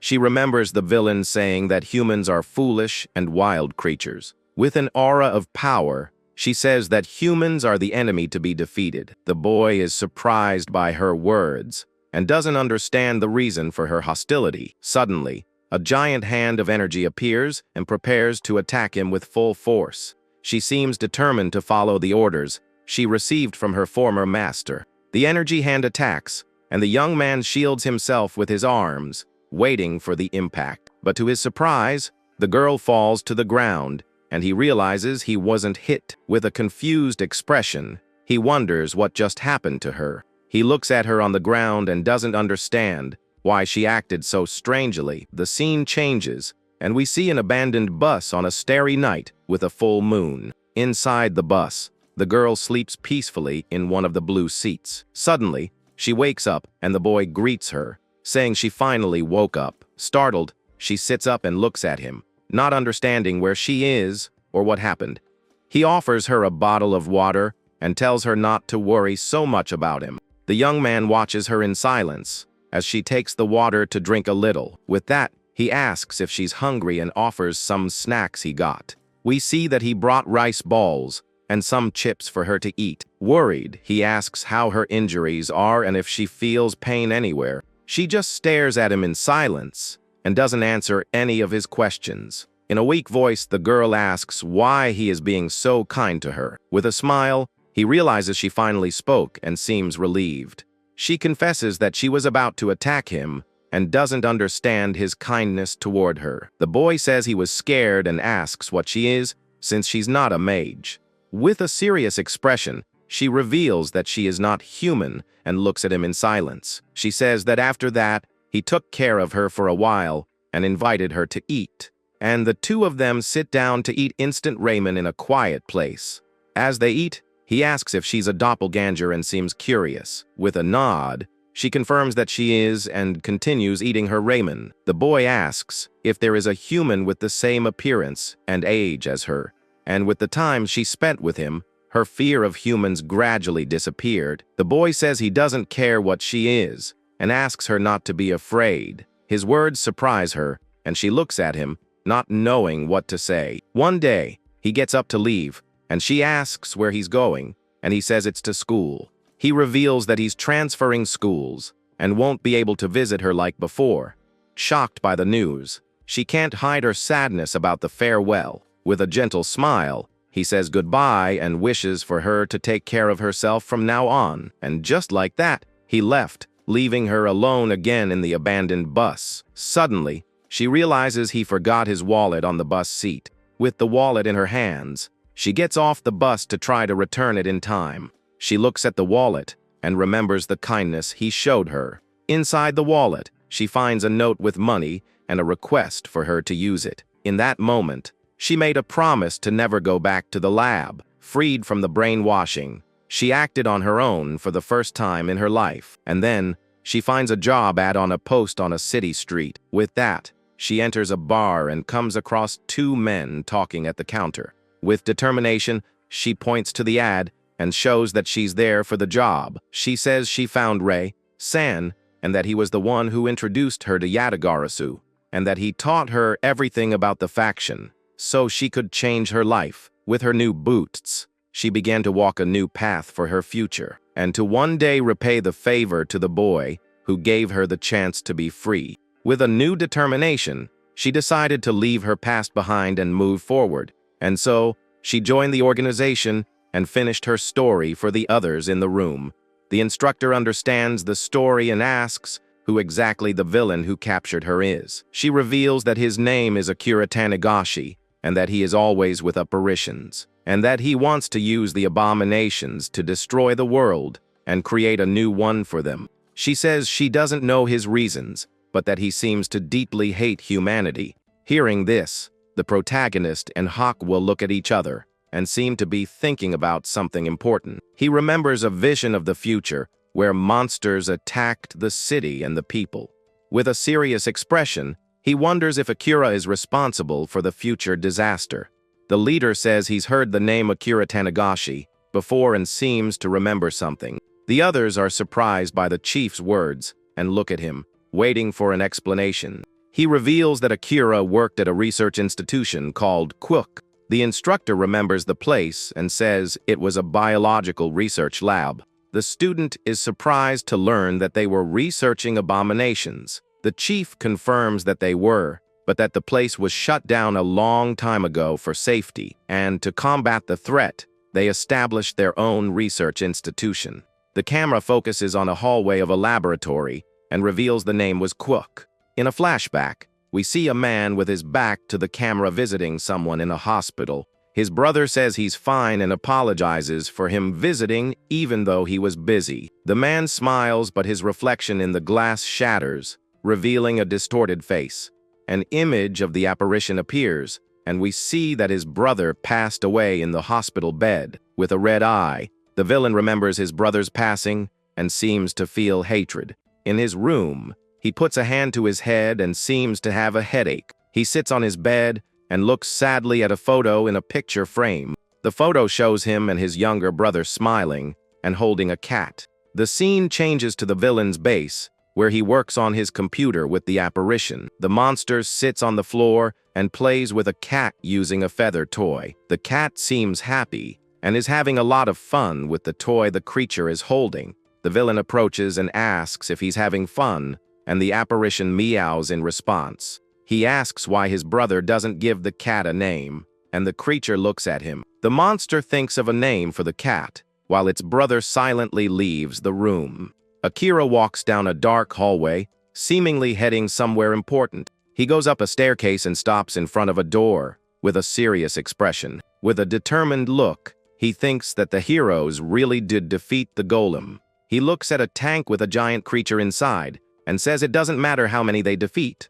The creature inside the tank opens its eyes, showing its sharp and ferocious teeth. With a wicked smile, he says that soon the world will come to its inevitable end. The scene changes to a school in the late afternoon with a beautiful, orange sky. The protagonist leaves the classroom and seems to be in a hurry to go somewhere. He knows he needs to get to the meeting point soon and runs down the hallway. But before he can leave, a voice calls out to him, making him stop in his tracks. His friends find him and ask why he's in such a hurry today. With an awkward smile, he makes up an excuse and says he's going to a gaming event. He says goodbye and runs off while his friend asks him to wait a moment. The girl comments that he hasn't been hanging out with them much lately and seems sad. She calls Ren and asks about what they talked about the other day at school. He's confused, and she refers to the conversation they had at the hospital. She calls him and asks if he knows anything about the creatures called abominations, and with a serious expression, he reveals that he saved an abomination girl a long time ago. The young woman is shocked by his revelation and doesn't know what to say. She asks if what the protagonist is hiding has to do with the abominations. With an awkward smile, he dodges the question and says he doesn't know anything about it. Annoyed, the girl shouts that they are both horrible and that she feels left out. The boy tries to calm her down and says it's not true, but she doesn't believe him. Angrily, she says that if they don't tell her, she'll find out everything on her own, and with that, she runs down the hallway, and the boy tries to call her back. But it's too late, and he's left behind, frustrated with the complicated situation. The scene changes to a view of the city, with an orange sun in the late afternoon sky. In an alley, the student waits for his trainer and impatiently checks his phone. He realizes his master is late and that he should have been there by now. Suddenly, he hears a scream and is startled by the unexpected noise in the alley. Without a second thought, he runs toward the sound to see what happened. He follows the sound of the scream and carefully approaches a brick building. Suddenly, a bizarre, bandaged creature appears and desperately asks for help. The boy recognizes the creature and remembers being attacked by it before. The bandaged being recognizes him and seems relieved to have found him in the alley. With that, it grabs him and asks for help against the abominations from the night realm, and it reveals that the creatures are trying to eat it, and it doesn't know what to do. The young man's eyes widen as he sees the abominations approaching them. A horde of bizarre monsters appears and prepares to attack the two of them right there. The bandaged being abandons him and says it will leave the rest to him before fleeing. Surrounded by the creatures, the student prepares to fight all of them alone. With a serious expression, he prepares to use his night realm ability. His eyes glow with power as he concentrates to activate his special technique. He activates the transmigration burial, and snow begins to fall around him in the alley. The abominations roar in anger and prepare to attack the young man with everything they have. With a wave of his hand, he summons his shadows and easily defeats one of the creatures. He wields his shadow dagger and moves with agility among the monsters. One of the monsters stares at him with its glowing eyes and prepares to attack, but the boy finishes it with a quick slash and says it won't escape from there. With his shadow hands, he grabs another creature and stops it from fleeing the fight. And with a powerful blow, he defeats another monster without any difficulty. Suddenly, he senses a presence behind him and turns to see what it is. With a surprised look, he realizes he's not alone in the battle against the creatures. Hakua appears in the air and charges toward a monster to help him in the fight. And with a precise slash, she defeats the abomination and saves her friend from the attack. The student shouts her name, surprised to see her there to help him in the battle. He thanks her for the help, and she tells him not to let his guard down during the fight. Worried, he asks if she can move already, and she seems a little annoyed, with a calm expression. She says she's fine, and that he doesn't need to worry, and with a smile, she says it's better if they fight together to win faster. The scene changes to an alley, and the protagonist's friend seems to have followed him. She remembers having been in that place before and feels a little strange.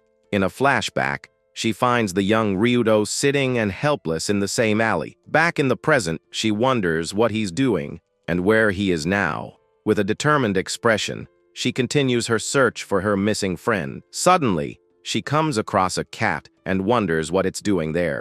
The cat meows and looks at her with its yellow, curious eyes in the middle of the alley. She's surprised to see a kitten in that place and is a little confused. The feline meows again and seems to want the attention of the girl who found it. With that, the cat rubs against her leg, and she is startled by its approach. She notices it has a collar and wonders if it has an owner nearby. She crouches down and asks if the cat is lost and what's wrong with it. Suddenly, the cat turns and starts to walk away, and she asks where it's going. With a meow, it invites her to follow, and she asks it to wait a moment. But the cat disappears, and she wonders where it went so suddenly. Suddenly, she hears a strange noise and is frightened by the unexpected sound. She turns and wonders what that strange sound she heard in the alley was.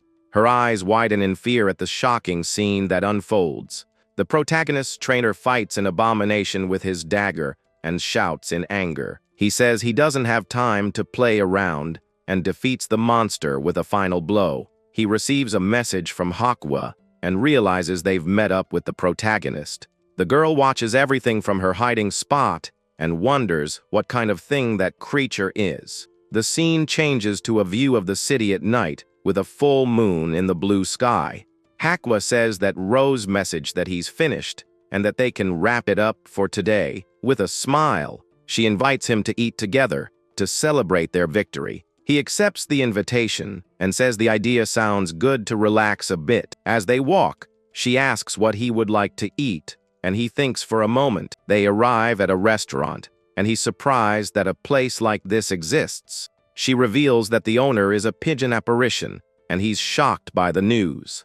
They sit down, and she praises the cheesy bread that the restaurant serves. He asks if he said something strange, and he says he didn't expect her to eat that. She says she likes it and asks him to just call her by her name, without the san. The boy asks if she likes cheese that much, and she confirms it with a smile. She asks if he likes it too, and he says a friend of his loves cheese. With a smile, she says she would definitely get along with his friend.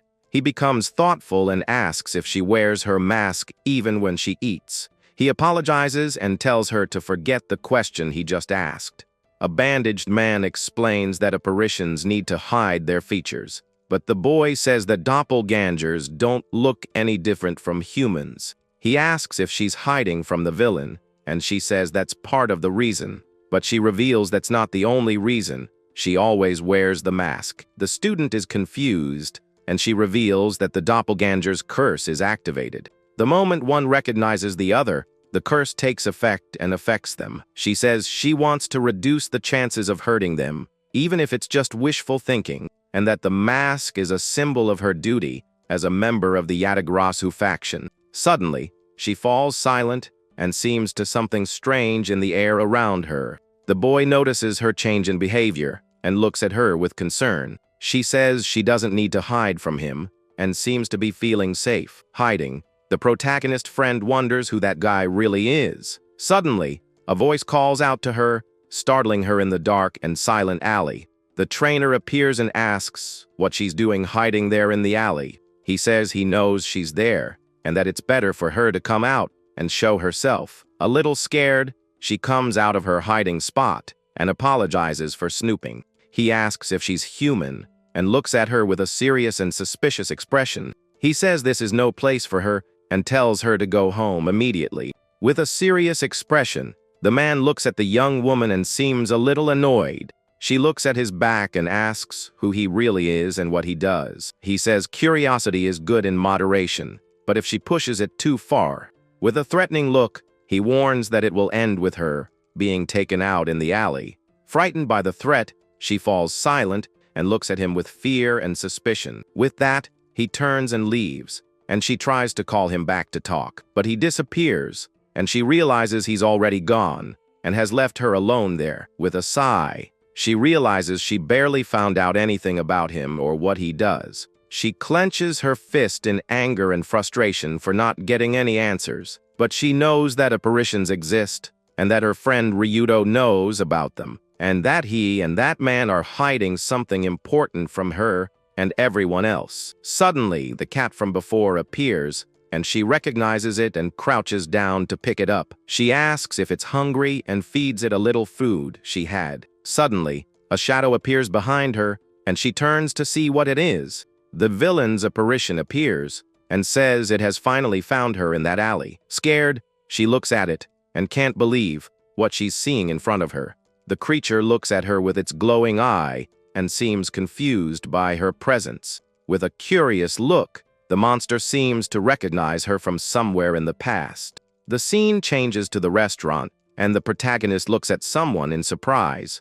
We see a girl's hand touching the table, and she seems to be waiting for him. The girl is Rakuna, and she looks at him with a gentle smile and a mysterious gaze. The scene returns to the alley, and Rakuna wonders if that creature is the real Hakua.